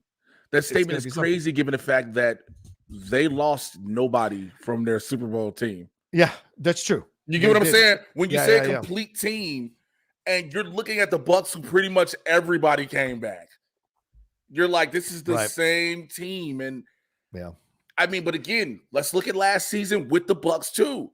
Last season, granted, yes, we're looking at a different team starting out because they've already won the Super Bowl. I get that. I understand that. But last season started out with that Bucs. Everybody was like, they had trouble. And then all of a sudden they come back, and next thing you know, they're winning. So again, I'm not saying they're guaranteed to win the Super Bowl again. I'm not saying that. Right. But I mean, stranger things have happened. Yeah, it's true. It's true. It's certainly possible for them to win this whole thing. You never count out Tom Brady for sure. I'm just seeing some issues, but I mean, Tom Brady can paper over a lot of issues, right? I mean, this team looks like the Patriots. I'm sorry. I just got I'm in a group chat with Matt Thomas, and I just got, Jay, please don't speak ill of my Browns. That BS got robbed. He made sure he put it in the wrong group chat. Pass interference. Give me a break. Come on. Sorry about that. All right, let's keep them. And ladies and gentlemen, please, I remind you, I know we're an hour into the show, but like Super Chat, Streamlabs, they've dried up here. Send in your Streamlabs, send in your Super Chats. Jay's joining us here early morning to hang out with us. Show some support, please, for the love of God.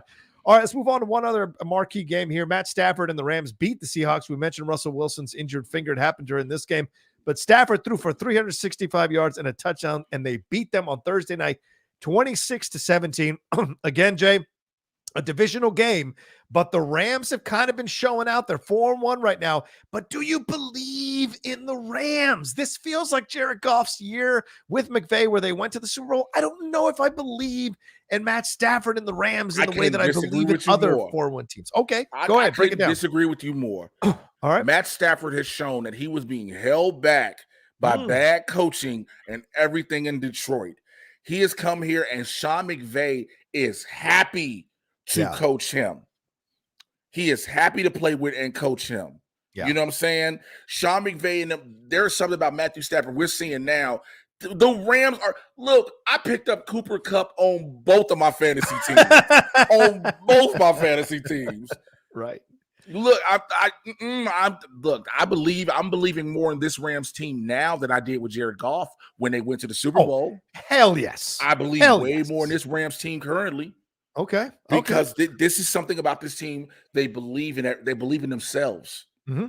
That's the thing about a team and believing in themselves and who they are. They trust their quarterback. They trust their leader, a guy who deserves this opportunity to shine now, who's had his light dimmed, for lack of better words, in Detroit.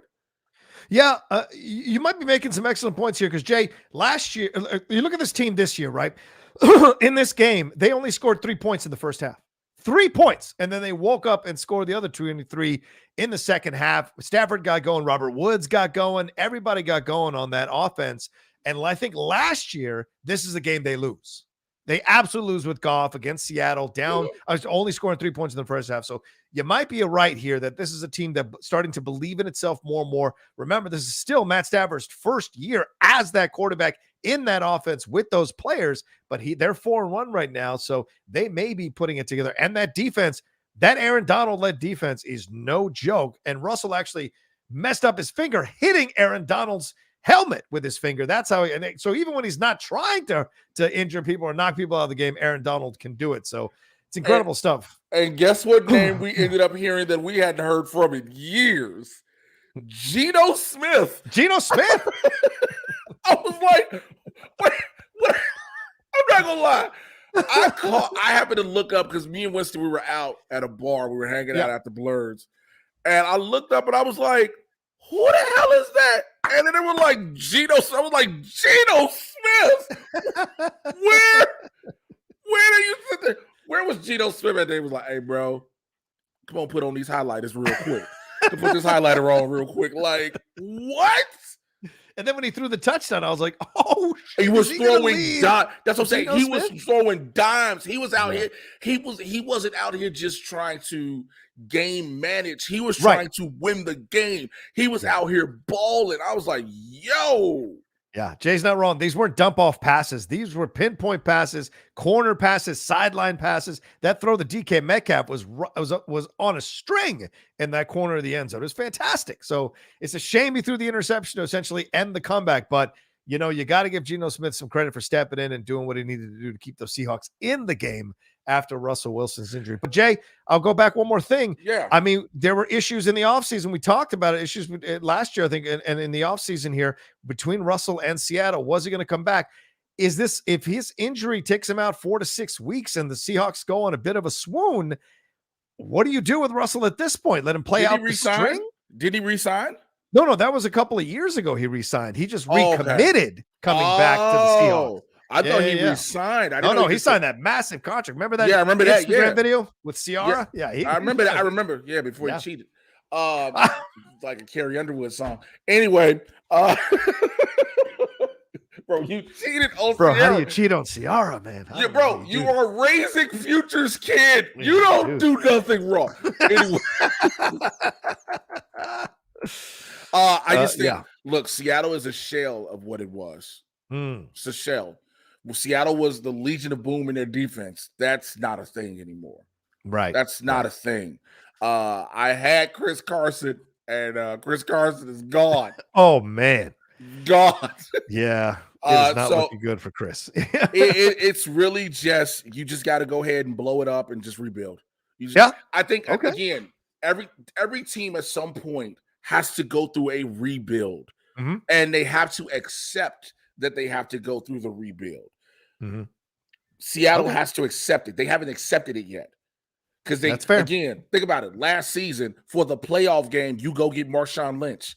Right. Just so you can hopefully get it, because you don't want to accept, look, we just got to go ahead and rebuild. If you got to get, if you can build Geno up for a couple of years so you get another quarterback that you believe in, then do that. If you can reestablish his defense, do that. I mean, you just got to go ahead and do those things.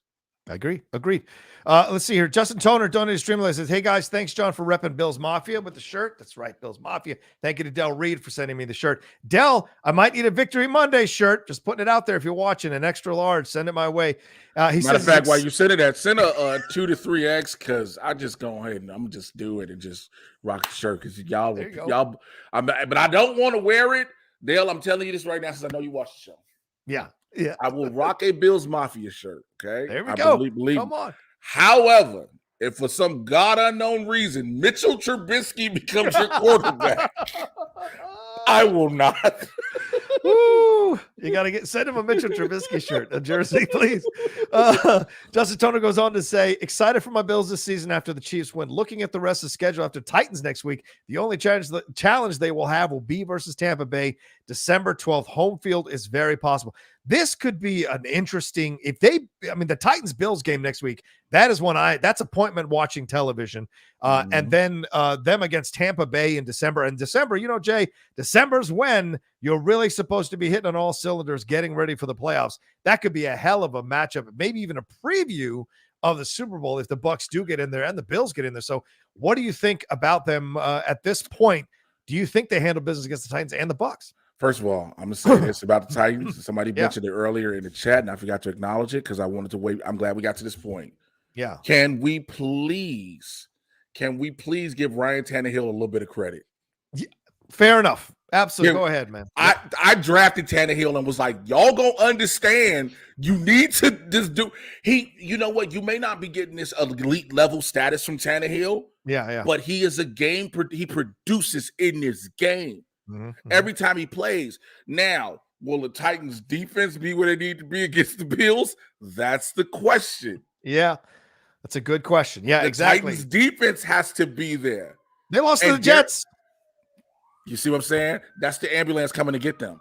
I bought blackout curtains and hopefully the damn sound. I still get sirens loud as hell. But you get Derrick Henry needs a little more help. Yeah. He can't. He can only do so much. Right. He's a monster out there pushing his ball. But again, any back when you forcing him consistently to do this is going to get tired. Yeah. So Tennessee has something. They have to build a little more. If the Bills study this and understand what the gaps and the lapses are in the Titans on both sides of the ball, this is a Bills game instantly. Yeah. Okay. I like that idea. All right. Let's see. The next one is from Eric Kirby. Says, we'll get to this one in just a second, Kirby, but I'll read it now. Hey, guys, thoughts on Ben Simmons, bitch ass, running back to Philly with his tail between his legs after talking all that smack. Hurry up and get to this one. Definitely. And Gregory Castillo says, for the dryness. Oh, thank you, Greg. I appreciate it. We appreciate that. But keep saying dryness is never good. Dryness is never good. I'm talking to all the ladies watching this out here. I'm sorry for the dry face this morning. I was trying to apply cocoa butter on before the show. I didn't get a chance to get enough on, so it's a little, I feel like I should dim the lights. I should dim the lights and play a song. Don't worry, I will myself. Oh my! All right, let's move on to the best of the rest real quick, and let's see what Jay wants to talk about here. The Bucs, as we mentioned, they got their victory here, 45-17, routed the Dolphins. Brady threw 5 touchdowns. Shit out the Dolphins. They really did.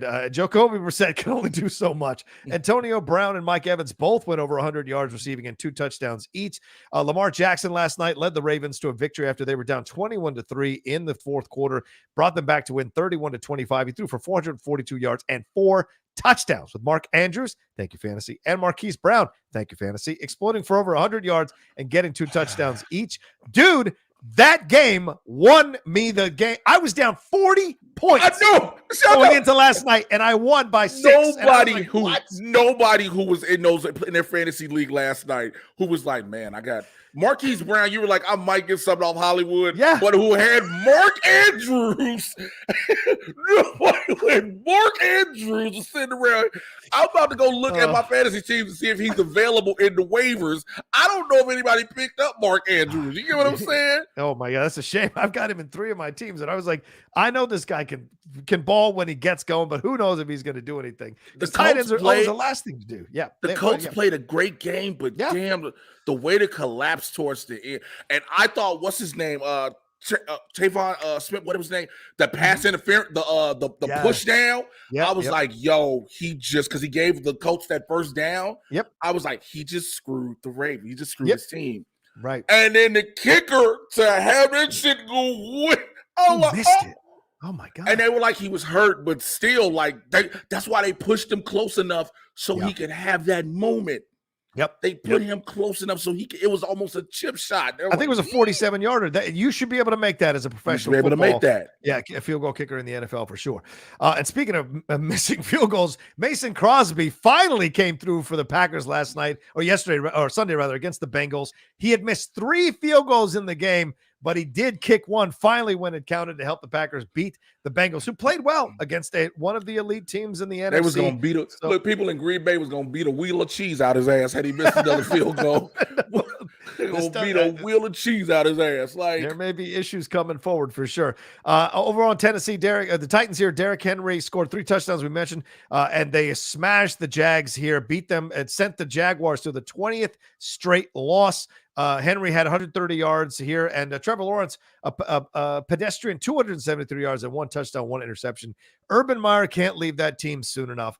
Over on the Saints, is it just Urban Meyer? Is it just Urban Meyer? No. Listen, look, we all know Urban Meyer don't want to be. Urban Meyer is using this. He's using this as leverage to come here, y'all, and not just here to USC? The Rams or the Clippers, to USC. He is using his leverage to come to USC. He doesn't. But again, is it just Urban Meyer? Because again, you're saying listen to what you just said before that. The 20th. Yeah, that's true. 20th. Yeah, that's not just this coach. It's previous coach. That's the Jags having a bad thing. Look, it's a general manager. It's a general manager. Yeah. Listen, hey, Shaq Khan, tell your son stop spending all that money in AEW. Don't invest in the team. Great point, Jay. Great point. Let's see. Oh, yeah. Let's go back to the next game here. And that's the Washington football team, as we mentioned, or I mentioned earlier. Jameis Winston threw 4 touchdowns, including a Hail Mary throwaway at the end of the first half to Marcus Callaway. And they beat my Washington football team here 33-22.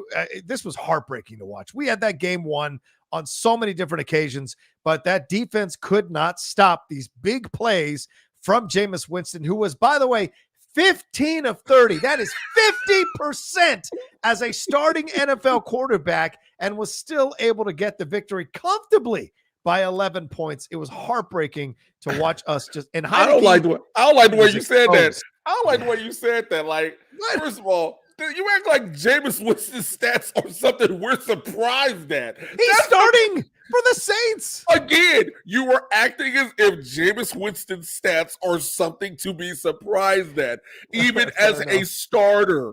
There's nothing. Look, Sean Payton knows who he is and what he's got, right? Yeah, he does. Clearly he does. Sean Payton understands I'm probably going to get 50 to 75% completion rate out of Jameis Winston, right? He understands. But with the 50 to 75% he may get in completion, they are going to count. Yeah. They are going to count. Dude, he can throw that fucking ball. It's mind-blowing to watch him, because obviously I watched him at Florida State. He was my guy. Yeah. We won a national championship. But seeing him in the NFL has been tough at times. When I watched games with Tampa, I cheered for him at Tampa and all that stuff. And I know there's off-field stuff, and I get it. Totally respect that. But like, to me, I was like kind of cheering for him because I think he does really want to be a good NFL quarterback.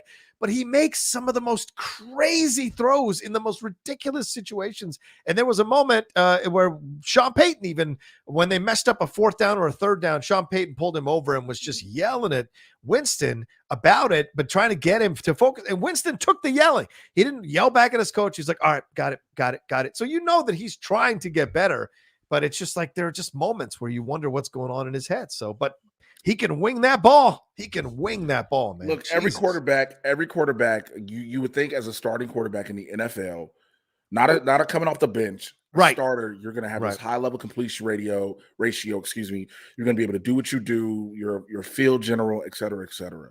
Yeah. Jameis Winston can do some of the things. He checks off some of the things. He doesn't check off all of them. Yeah. But the things he does check off amount to wins. Yeah. It's no lie. It's true. And we'll see. The Saints could sneak in as a wild card or possibly win that division. Who knows? For sure down the road. We shall see. If the Saints win the NFC South over Atlanta, where, let me say this, Matt Ryan needs to go ahead and go somewhere else. He does. Stop trying to save a franchise that can't be saved. He should look at Miami. There's a number of places he can go because Tua ain't the answer in Miami. No. And everybody thought Tua was. But then you got Carolina, who it's like now it's Sam Darnold and CMC who gets hurt again. Yeah. That's why I didn't take him. I didn't take him or Saquon in any of the leagues where I had a higher possibility to I have the number 1 pick in the league, and CMC was the guy. It was CMC or Kamara, right? Oh, come on. It was CMC, and I was like, I'm gonna take Christian McCaffrey. I'm going to be good with Christian McCaffrey. And then all of a sudden, what the fuck did happen to Christian McCaffrey? So you have that. 3 years in a row, can he? Yes, he can. Yes, he can. But then you got them, the Bucks. So now it's the Bucks. And you're like, so if that be the case, you know it's not Atlanta. You know it's not Carolina. So it's New Orleans or Tampa Bay for the NFC South. It's hilarious to me that Jameis could be the quarterback of the Saints who keeps the Bucks from winning the division. That could be just hilarious to me in a way. That is just, it's so poetic apropos. justice. It's so apropos. It really is. Speaking of the Panthers here, we just mentioned here, they lost to the Eagles here, 21-18. Jalen Hurts ran for 2 touchdowns to help them in that effort. He only threw for 198 yards and only ran for 30 yards. Sam Darnold was 21 of 37 for 177 yards, but he also threw 3 interceptions. Carolina fans, I hope you enjoyed believing in Sam Darnold. And NFL fans, I hope y'all loved believing in Sam Darnold. But that motherfucker, no offense to him, I don't mean a derogatory term. He is an interception machine, okay? No matter what team's colors he's wearing, Sam Darnold is not your answer. So if you drafted him in fantasy, you better let him go now because it is going to start to descend for a few games. Then he'll have 1 great game and then descend for 3. So you're telling me not your answer. So you're telling me that sit down he did with Greg Olsen didn't inspire you? No, not even a little bit. And I'm not nothing against the gentleman. I'm looking at it as an analyst, and I have never seen anything from Sam Darnold that makes me believe he's a leader of a team. He just somebody thought he was like, no, we're gonna go and take him from New York. Yeah, we're gonna take him because the Jets brought in what's his name, and then they were what's his name? Zach Wilson, right? Yeah, Zach Wilson. Yeah, they brought in Zach Wilson, and it was like, yeah, let's just take Sam Darnold from New York. The Jets don't need him. He can be the guy in Carolina. And you look at Carolina, you're like, well, thank God we got Christian McCaffrey. Then Christian McCaffrey goes down, and you're like, what the fuck happened around? Exactly. And look, Chubba Hubbard did a nice job. He got 107 yards rushing, but he's no Christian McCaffrey, ladies and gentlemen. So, but yeah, Carolina, get ready. Sam Darnold's going to start losing 3 out of 4 over the next few games. And then we move on to the Steelers here. They took care of business against the Broncos. Speaking of former Carolina quarterbacks, Teddy Bridgewater did his best here, but wasn't enough here. Big Ben showed up, and the rest of the team showed up as well. He threw for 253 yards, 2 touchdowns. Najee Harris rushed for 122 yards, and Chase Claypool, who I finally got some stats from, had 130 yards and got a touchdown as well. Is this an anomaly win? No, yeah, because I put this motherfucker on the bench because they wasn't sure he was going to play. Chase Claypool. Because they didn't think he was going to play, so I benched him. I benched Chase Claypool. Then all of a sudden, I said, you got to be kidding. You know what this means is that this Thursday. Oh yeah. Before I do anything, I'm going to make sure I just watch every NFL program I can. Who's playing? Okay, cool. Then Sunday, I'm waking up at 7 a.m. California time, just because Jesus, everybody you think gonna play is out, and then all of a sudden they're like, once you think they're out, all of a sudden they're questionable. It's a game time decision. The game didn't start, and now your lineups are locked in. Yeah. Alexander Madison saved me in a couple of leagues when I knew Delvin wasn't going to play. So I picked him up as a handcuff just in case. And sure enough, he's come through for me. And then finally, last game of the weekend, Falcons beat the Jets. At least Matt Ryan got a victory here, 35 of 45 for 342 yards and 2 touchdowns. Listen, Jay's right. The problem isn't Matt Ryan. The problem is not Matt Ryan. Matt Ryan can play. He can be Matt Stafford at the Rams. If there's a team, San Francisco, that is desperate for a quarterback to come in and kind of handle business with weapons already in place, you got to look at trading for Matt Ryan or get him in the offseason if he's a free agent to come play for you, because Matt Ryan still has a few years left. He can still throw that ball all around the field. You put him with a good defense, a good O-line, and some weapons, then this man has an ability to win you a division and possibly a Super Bowl. He has the ability. He had the Patriots dead to rights before some bad play call from Sean McVay screwed him over. So maybe there's a reuniting here of Matt Ryan heading over to San Francisco. I don't know. That's what I was going to say. Go to San Francisco. I mean, but again, the problem is if you send Matt Ryan to San Francisco, what do you do? Do you all of a sudden now drop Trey Lance back again to be the backup? Because now you're pushing him in the starter role. And if you drop him back, that seems like the only place Matt Ryan can go. But also, depending on where Matt Ryan goes, we could be looking at a situation like I mentioned earlier with Matt Stafford, how Stafford has gone to the Rams, and you see that for the years that we've been seeing for a while in Detroit, he just couldn't do what his most potential, if you will. Yeah, that's right. So we'll see for sure. All right, let's move on out of the NFL. And Jay, let's jump into this Ben Simmons story.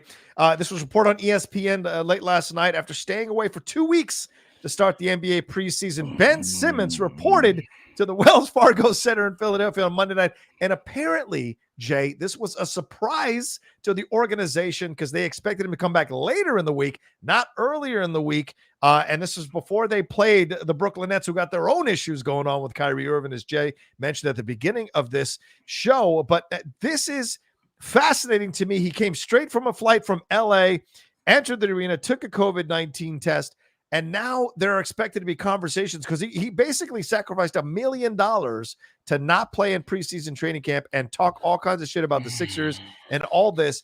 But how do you integrate him back? Because nobody wanted to pick him up for the amount that the Sixers were asking for. I'll tell you how. What do we do here? Yeah. I'll tell you how. You have Doc Rivers go, guys, please listen. I know what happened during the offseason. No one wanted to come to his house, and he didn't want to come to his house. Oh, guys, we need Ben. Ben, it's you. Guys, we're a team. I need all us to be on the same page. Oh, my God. Guys, listen. Leaning against the locker room while you guys, listen.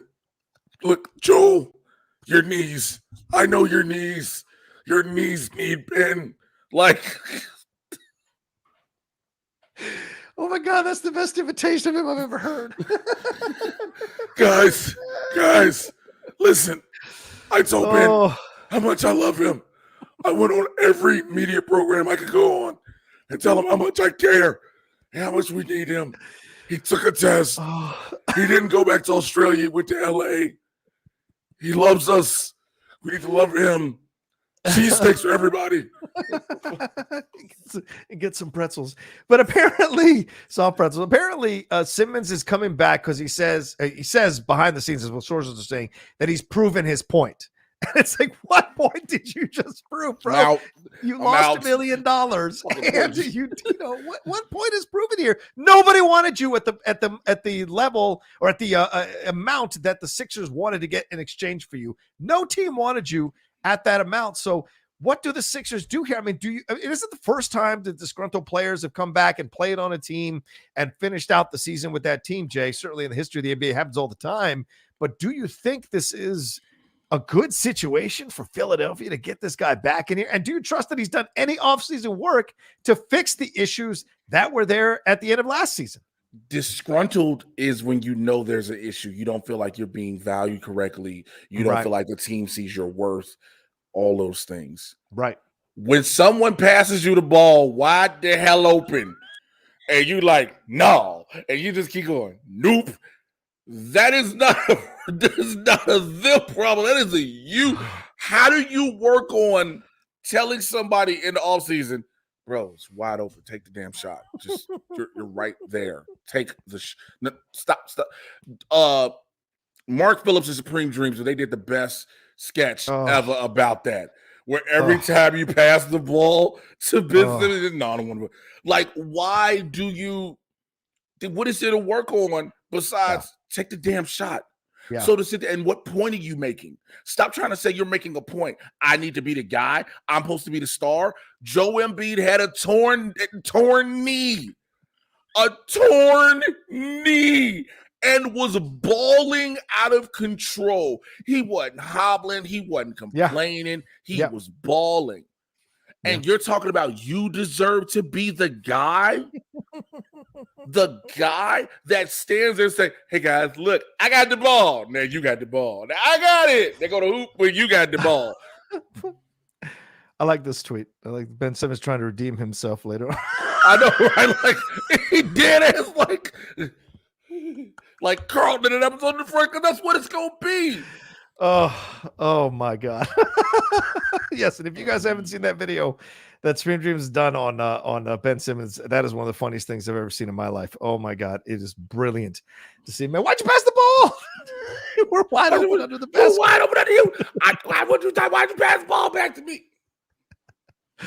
So, I mean, we'll see. The negotiation is supposed to happen today with the top brass there at the Phillies or the 76ers organization to decide what they're going to do with him for sure. So we shall see. Jay, anything you want, any college football stuff you want to talk about or anything? No, I want to talk about Kyrie. I want to talk about Kyrie before I get out of here because I do got to get out of here. Do it. So I don't know if you guys saw, I put a link up in our run sheet to the tweet. Okay. The Brooklyn Nets have The Brooklyn Nets have released a statement that said Kyrie Irving can't practice or play until he is fully eligible. By fully eligible, he has to be vaccinated. Now, let me put it up. Let me put it up as you're talking about it. Yeah, Jay, go ahead, keep going. So a lot of people are trying to go in comments on Twitter and different things. Say, "Oh, well, they can't suspend him for that." He's not suspended at all. Oops, that's just the wrong one. Sorry about that. He's not suspended, but they are a private organization, and the league is trying to ensure. Remember last season when Rudy Gobert thought it was a game because he had COVID and touched the microphone, and then five hours later, the whole league was shut down. Right. So this is their statement from Stan Marks. Given the evolving nature of the situation and after through deliberation, we decided that Kyrie Irving will not play or practice with the team until he is eligible to be a full participant. Kyrie has made a personal choice, and we respect his individual right to choose. Currently, the choice restricts his ability to be a full-time member of the team. So they're not going to let anybody. Again, you are trying to keep this season to go the way it went. It needs to go. Yeah. You know, Kyrie Irving also, the last person on this planet, I'm doing my research, is a flat earther named Kyrie Irving. Bro, you didn't do research. Research is scientists in labs. Research are people who have control groups and things like that. What Kyrie Irving has done is, I'm going to click this link here, and I'm going to click this link there, then I'm going to click this YouTube video here. And so that's his fault. That's his fault. A lot of people, you get people going, oh, well, these players are not respecting these players' choices. These players are making the dumbest fucking choices. Again, Kyrie Irving, out of all the players we keep hearing about, is the one everybody like, sit your dumb ass down. Like, and again, after last season, we talked about it last season with him like, man, I'm going through some things. I don't know. I want to focus on social issues, all this other stuff. Bro, what do you want to do? Yeah. Do you want to play or don't you? It's at this point now. We said it last season. It's literally, do you want to play or don't you? Right. Exactly. And Joel Embiid issued a statement Monday night about this. And he said, I personally haven't talked to him since the season ended. Obviously, I tried, but it wasn't successful, as a lot of my teammates have. It's unfortunate the whole situation happened, but we're a better team with him on the floor. But as far as coming back and all that's about Ben Simmons, right? Yeah, he said that about Ben Simmons. Yes. Oh, okay. Because I was like, these niggas call Kyrie? Like, yo. No, I'm talking about Ben Simmons on this one. But as far as coming back and all that, we've made a few adjustments, and he's got to come in and buy in, and we're going to be fine. What do you think Kevin Durant is going to say? I read that to kind of lead to this question. What do you think Kevin Durant is going to say, or Durant's position is going to be here on this decision by Sean Marks? Do you think Sean Marks went to Kevin Durant and said, dude, we're going to do this. Are you okay with this? Do you think he went to Kyrie and said, hey, we're going to do this. Are you cool with this? What do you think? I wish to God I could take my mic out to hold it, because I'm going to show you exactly what Kevin Durant going to do.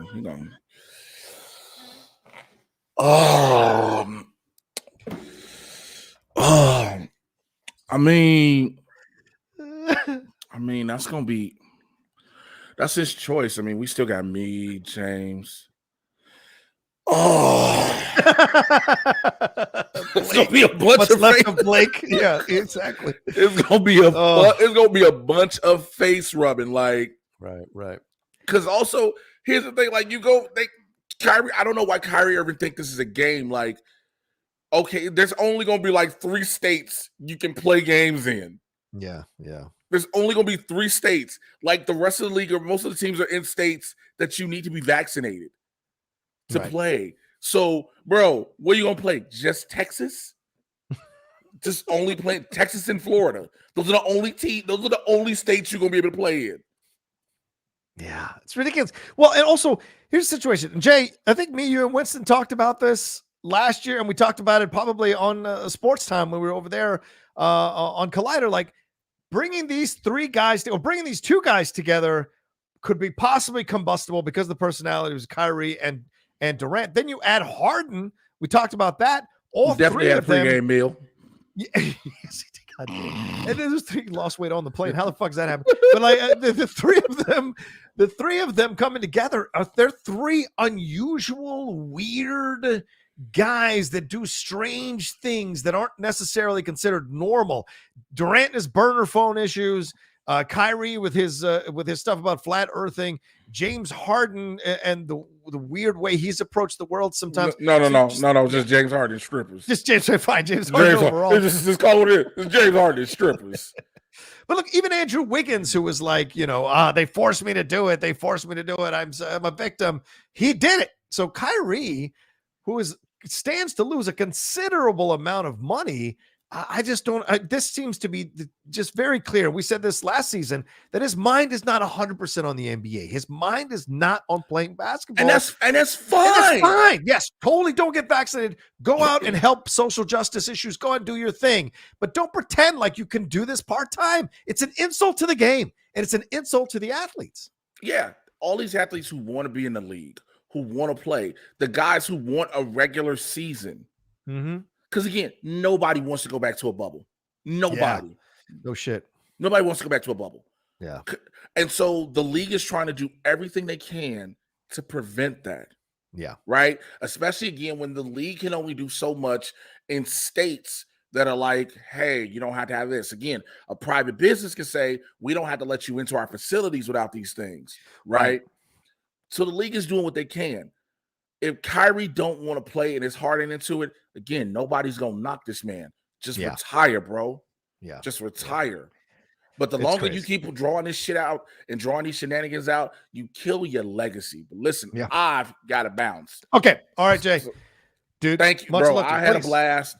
I had a blast as always doing this again. Glad I was finally able to make it. I've been super busy. I know. It's good. Twitter, Instagram, Mr. J. Washington. It's over there now because it normally should have been right. Oh, yeah, because I don't have a – yeah, right. Fair enough. There. Blurge in the Hood tonight, 6 p.m. Pacific, 9 p.m. Eastern, me and Winston. I think I got some more stuff. I don't know, but I'm out. He's always Y'all enjoy the rest of the show with his brother. Thank you, Jay. Much love to you, brother, man. Later. Peace. There goes Jay Washington, ladies and gentlemen. Thank him so much for taking the time to hang out with us. I got about 15 minutes left in the show. Going to run through a couple of solo stories that I wanted to talk about real quick with you all. And wow, you're getting a real glimpse of my fucking room here. Hold on. Let me adjust the camera a little bit and get a little closer. Get a little closer. There we go. That's a little bit better. I think a little bit less. There we go. All right, let's get into things here. I want to talk about let me a little bit less. All right. I think that's a little bit better for me personally overall. All right. Let's talk about these issues that are happening here. Let's talk about some college football here. Let's jump into some college football and if you guys want to send in some Streamlabs and Super Chats over the next 15 minutes, would appreciate it. I like to pay Jay a little bit for his time. So if you guys appreciated what Jay had to say about the issues with Jon Gruden, about all the stuff with the NFL, send in some Streamlabs and I will make sure I'll get him some of that cash there for him. So if you want to send some support, we would appreciate it here on the Outlaw Nation channel and certainly on Game Time. All right, real quick, college football stuff. At Texas A&M took care of business, shockingly beating the Alabama Crimson Tide 41-38 over the weekend on a last-second field goal. There's a video there there's a video out there on Twitter of someone shooting a video of the mom of the kicker, that's Seth Small, reacting to her son hitting the game-winning field goal. She is an absolute mess. Then she jumps over the railing and runs down onto the field, which is insane. And the victory came on Jimbo Fisher's 56th birthday, and it is Texas A&M's biggest win since he took over in 2018, leaving my Florida State Seminoles to go coach them. And this was a fantastic victory for Texas A&M because now they had tumbled out of the top 25 with 2 losses here. Now they're 4-2, 1-2 in this situation. So what does this mean for them? Do they now sneak back into the bottom half or to the bottom 20s of the top 25 now with this victory over Bama? We shall see. Bama, I think, dropped to 5. Georgia is now the new number 1, but this happens every once in a while, doesn't it? Bama always finds a way to kind of take these shocking losses to teams that they shouldn't lose to. And I think it's the first time Texas A&M has beaten them since Johnny Manziel was the quarterback for Texas A&M. So pretty incredible stuff. And it's the first time they've lost since losing to Auburn on November 30th of 2019. Almost 2 years. We're a few weeks away from it being 2 years since Bama had lost a football game. So pretty incredible victory for Texas A&M. And they ended Alabama's streak of 100 wins over unranked teams that dated all the way back to 2007 when they played Colorado in the Independence Bowl, which was Saban's first season as coach of Bama. The other big game that happened over the weekend, this is the second one. There are 3 of them we're going to cover here real quick, is the Red River rivalry. Oklahoma beat Texas here 55-21 to 48. Pretty incredible stuff. Kennedy Brooks ran for 217 yards and 2 go-ahead touchdowns in the fourth quarter, including a direct snap 33-yarder. And he took over. Caleb Williams had taken over when Spencer Rattler was benched yet again, like it was last year by Oklahoma. A Boomer Sooner there. They took care of business here, 55-48. Caleb Williams ran for a 66-yard score on 4th and 1, and he completed 15 of 24 passes for 211 yards. The Sooners are now 6-0, 3-0 in the Big 12, and they're getting these wins against tough competition, against and they're getting tight victories as well. So it shows you they've got a little bit of belief, a little bit of steel in the spine that maybe these Oklahoma teams haven't had in the past. They overcame they were down 28-7 after the end of the first quarter to Texas and stormed back to win this thing before 92,000 people there in the Cotton Bowl. Texas quarterback Klay Thompson, whose father played for Oklahoma, was 20 of 34 for 388 yards and 5 touchdowns, and even with a swollen thumb that he had that he got banged up in early in the game.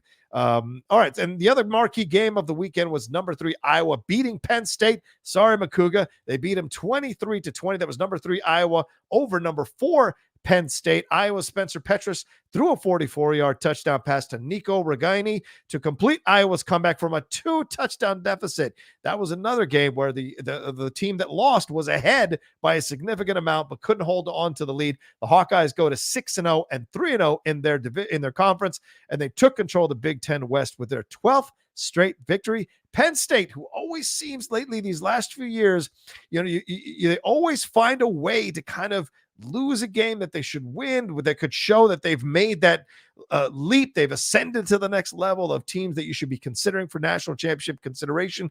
And they once again blew it here in a critical game here that could have seen them possibly leapfrog everyone and get into that number 1 spot over Georgia if they had taken business against these Iowa Hawkeyes, but they did not. So now Iowa is in the top 3 there in the college poll. I think they maintained their position there in the top 3 in the college poll. So pretty incredible stuff for them as well. So shout out to some college football games. We'll try to cover them as much as possible here on the show when we can. I know not a lot of the people who come on are college football fans. I'm one of the rare ones that still does it. And let's move on here to another situation here, and that's a little football action. And because you guys know I'm a Liverpool fan, if you can see there behind me, you can see the soccer ball there on the bookshelves there. But Jorginho Wijnaldum, he did an interview recently. He left Liverpool to go play for PSG. PSG also bringing in Messi to be a part of that team. They already had Neymar. The incredible Kylian Mbappe is over there. So many incredible football players play for PSG at this point. They are the new Real Madrid in terms of a night of 1,000 stars, and they're handling their business. But Gigi is finding it hard to get regular team football on this team because of so many talented midfielders, talented strikers, talented players on the team. And he said in this interview, quote, he is not completely happy with his situation. Remember, he went over on a free transfer at 30 years old to PSG from Liverpool, where he said he didn't feel loved and appreciated. And now he's only made 6 starts for PSG in all competitions. And he says it's been difficult. He says, I can't say I'm completely happy because the situation is not what I wanted, but that's football, and I'll have to learn to deal with that. I'm a fighter. I have to stay positive and work hard to turn it around. I've played a lot in recent years, was always fit, and also did very well. This is something different that takes getting used to. Listen, pal, this is what happens when you leave Liverpool. Rarely do you leave Liverpool and somehow do better at another club. Ask Philippe Coutinho how that went for him. There are a number of Suarez is one of the rare ones, but he didn't leave under Klopp. He left under another coach. So this is the situation when Klopp has been there.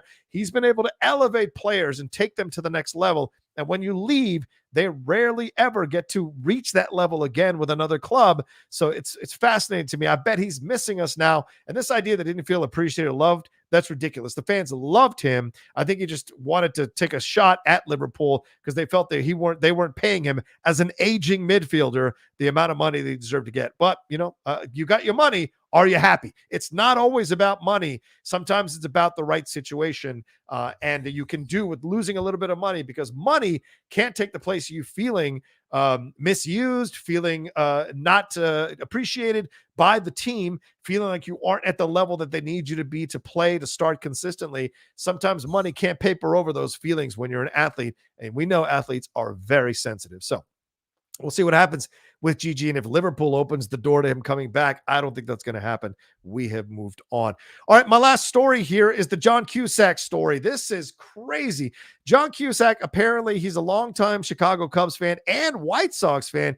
He was spotted at Sunday night's White Sox playoff game against the Astros, who are getting accusations from the White Sox about some sign stealing that Dusty Baker is pushing back on. But Barstool's Dave Williams, I don't know the man, but he's better known as White Sox Dave, was apparently not happy about it. And so he had somebody film him who was with him as he went and confronted Cusack in a video posted to Barstool Chicago's Twitter account. I'm not going to play the video because I don't think I have the rights to play the video, and I don't want this to get an issue with anything with Barstool Sports. But apparently Williams is seen approaching Cusack, who is not decked out in Cubs gear. He's wearing a White Sox hat. They apparently share a fist bump.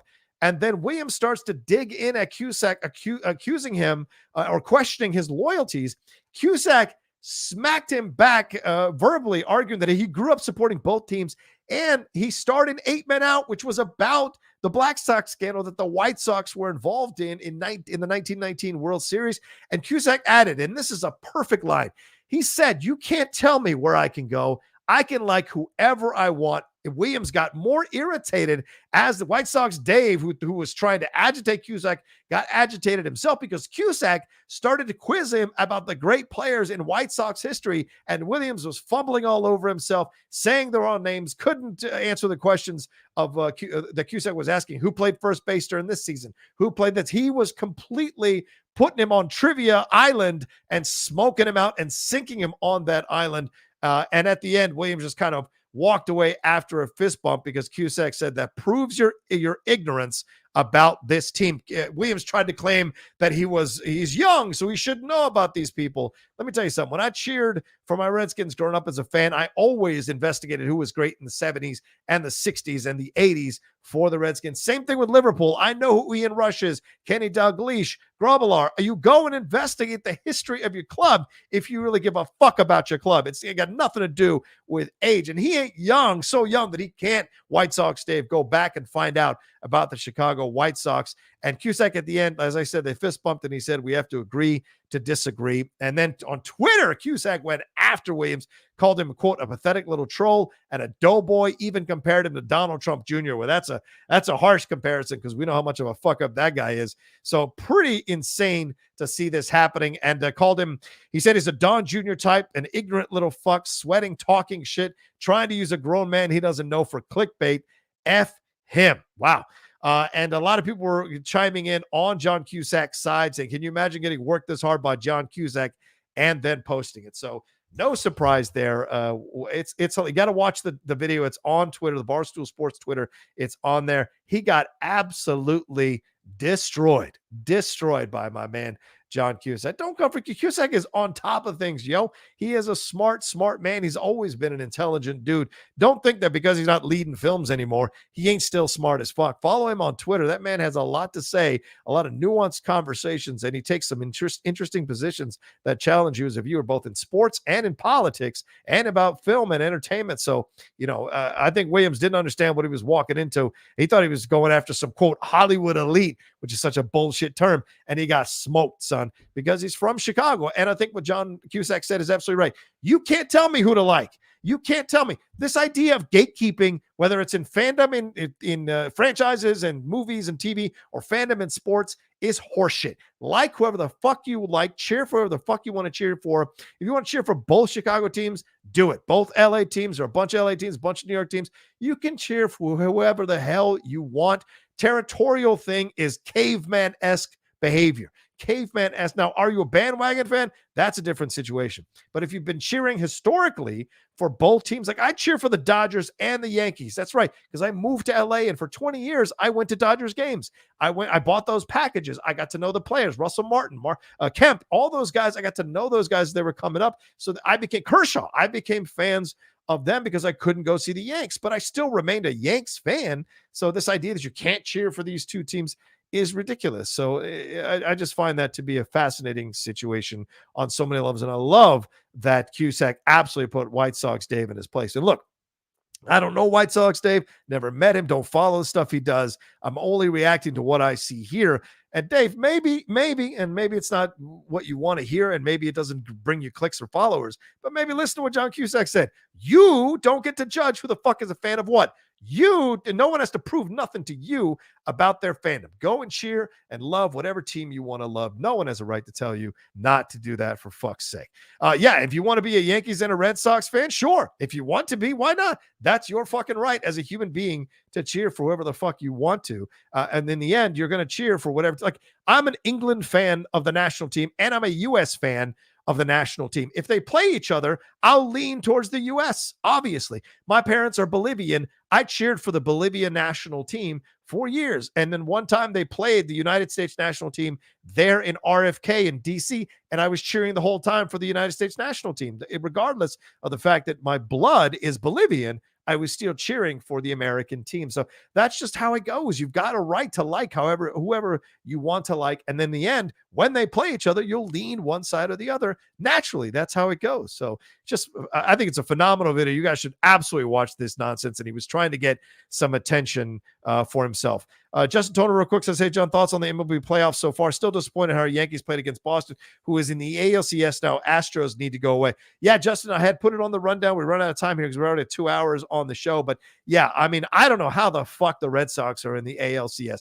I thought the Rays were going to stomp the shit out of the Sox after they beat us in that wild card game. And all credit to them. They beat us in the wild card game straight up. It wasn't controversial. It was just dumb decisions by our third base coach and by Aaron Boone with some of the people he had in there starting, and Garrett Cole having a horrific start to the game, sank us. But I thought for sure the Rays were just waiting, licking their chops to get a shot at these Red Sox, who squeaked in as a wild card team. And then they absolutely manhandled the Rays. It wasn't even close, in terms of some of the scores. It wasn't even close, and they beat them 3-1. So in the best of 5 series. So now they move on to get into the ALCS, and we'll see who they ultimately face in the ALCS when that gets shaken out here between the White Sox and the Astros.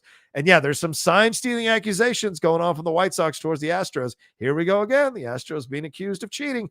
Once you cheat once and get caught cheating once, man, it hangs around you for a long time. You can change managers, change management, change players, and it's still going to be hanging around you for sure. That's why cheating accusations are very, very serious. And when you make them and you don't have the evidence to back up those cheating accusations, and you use motherfuckers to lie for you because you don't have the guts or the balls to put it out there for people to confront, that makes you a bitch. And so we're looking at the situation and seeing if maybe the White Sox are mad that they're losing because the Astros are cheating, or if they're mad they're losing because the Astros are whooping their asses and they can't handle it. We shall see. And of course, the Dodgers are down 2-1 against the Giants. We'll see if they bounce back. I mean, crazy game with that wind and everything like that. So we'll see if they bounce back in the NLDS as well. Let's see if there's anything else here that we got. Any Streamlabs or Super Chats? Thank you to Mr. Cantigrite for subscribing down below. All right, no more extra Streamlabs or Super Chats. Was hoping for a little bit of support here for Jay, a little bit to maybe send him on to his week in a positive way, but we don't have anything coming through. So, all right, well, let's wrap it up there. We're at 11 o'clock. We've been going for 2 hours. I've got to jump on and do a trailer reaction for that Scream trailer, which I still haven't watched. Also going to drop a review for The Last Duel later on today. And then tomorrow, depending on, I'm going to take a look at when I get to drop my non-spoiler review of Dune, which I saw last night. If you guys follow me on social media, which you can do right there at The Rocha Says, you can see my reactions to the Dune. Let me just say, I loved it. I fucking loved it. I wanted to go back in and watch it again after I saw it. So it's that good. So we shall see if I get a chance to drop those reviews and what have you. So, and don't forget, Geek Buddy's coming on Thursday, and we're supposed to be bringing back Jedi Way. So I'll be reaching out to Laura Kelly to see when we'll talk about Jedi Way and what we want to talk. We're certainly going to jump on Star Wars Visions and do our review of Star Wars Visions, and we're going to talk about what we're reading right now, including the Ronin book, which I got, and I'm going to be jumping into and reading as well. The Star Wars Visions Ronin book. I can't wait to read that. You guys know I'm a big samurai fan. All right, that's it from us here. Thanks to JTE again for taking some time. Thanks to Jay Washington, who's my brother in life. Really appreciate him coming on the show and having some fun. Please make sure that you subscribe to the channel down below. If you haven't subscribed, really appreciate it. Hit that bell button as well, so you see when we're dropping all the new content we do here on the Outlaw Nation channel. All of that's important. If you want to head on over to Twitch, follow me there, the Outlaw Nation on Twitch. We've been doing John and Wendy on Twitch. I've discovered yesterday, being on the Pop Council for the HGA, that I can do live streams of Twitch and YouTube and Twitter at the same time. So I may start exploring doing these shows now on all three formats at the same time. That could be a lot of fun for sure. Get some more audience, get more interaction, some more fun back and forths going on for sure. So we shall see how that goes down. And if you want to support everything we're doing here on the Outlaw Nation channel, please head on over to the Patreon, patreon.com/John Rocha, patreon.com/John Rocha. See all the multiple tiers that you can subscribe at. The tiers will be changing on November 1st. We're grandfathering a bunch of people in, but we're making it more streamlined and easier for people to donate and easier to see the benefits they're going to get for being part of the Outlaw Nation Patreon. So head on over there as well. One last thing, it's my birthday this month on October 23rd. So if you want to start sending me stuff, I'm going to put a address. I have a virtual mailbox. I'm gonna put that address in the Twitter and on Instagram for people to send stuff to. Also, I have an Amazon wish list, which I'll be sharing as well in case any of you want to send. Some people have been reaching out asking, so I'm going to put that up there. I'm not asking for you to send me presents. I'm saying some people have asked, so I'll put it up there for you all to do that. All right, y'all are incredible. Thanks for hanging out with us on this early morning here on Tuesday. Have a great rest of your day, and we'll talk to you next week with another brand new episode here of Game Time. Peace.